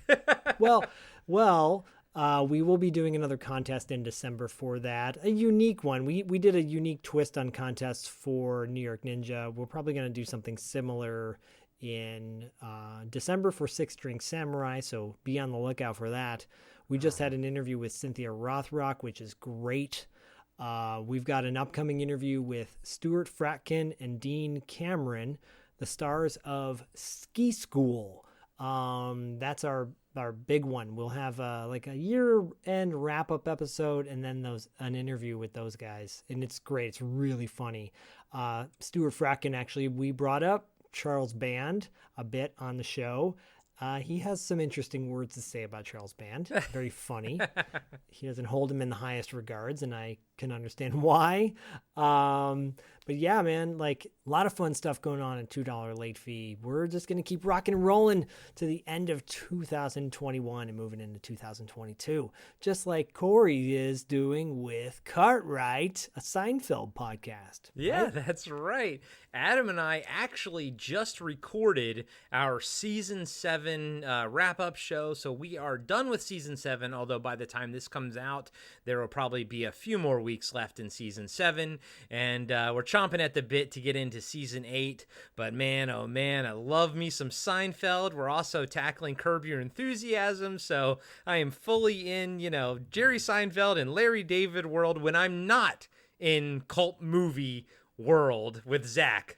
I am in Seinfeld world with Adam. And you know what? Those are my 2 favorite worlds to be in, man. I love that shit. Same. And I know you love Seinfeld too, which is funny because it's not something that you and I normally talk about, and I kind of forget sometimes that you're such a Seinfeld fan, but you get all the references. You know what I'm talking about whenever I talk about it. I get it all and I love it all. Yeah. I get it all and I love it all. So to me, it's all part of the same animal. It's like pop culture from the heydays of our time. So, 70s, 80s, and 90s. It doesn't get any better than that. It really, really, it really doesn't. No, it doesn't. And our next movie that we'll be doing on Podcast After Dark will be my Christmas movie. We also have a Christmas TV Obscura coming up. I was going to say $2 late fee. Christmas TV Obscura coming up. So we're going to talk about some of our favorite Christmas episodes and stuff like that. And we have our interview with Dee Dee Pfeiffer. Will be hitting the free feed soon. Our Patricia Tallman interview will be coming out soon.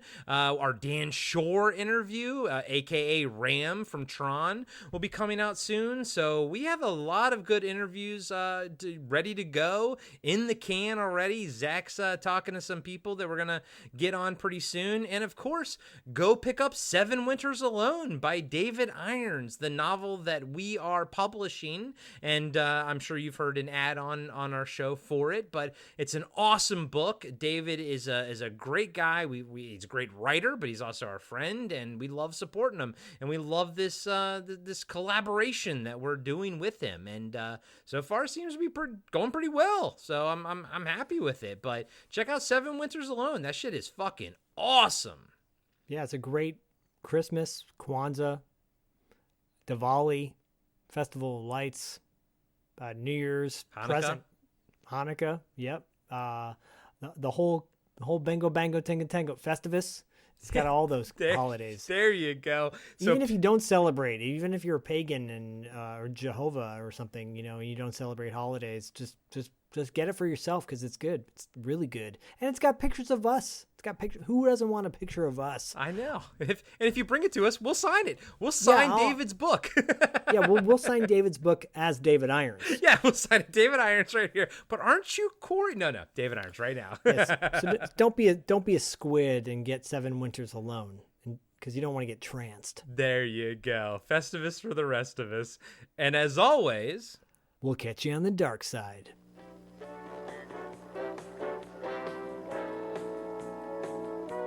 Join the Podcasting After Dark Patreon community to unlock exclusive monthly content like cast interviews and a fan feedback show. Plus, you get every regular episode of Podcasting After Dark completely ad-free.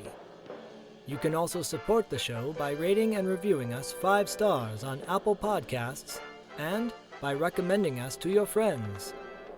Finally, make sure you follow us on Reddit, Instagram, and Facebook for news and updates about future episodes. Just search for Podcasting After Dark.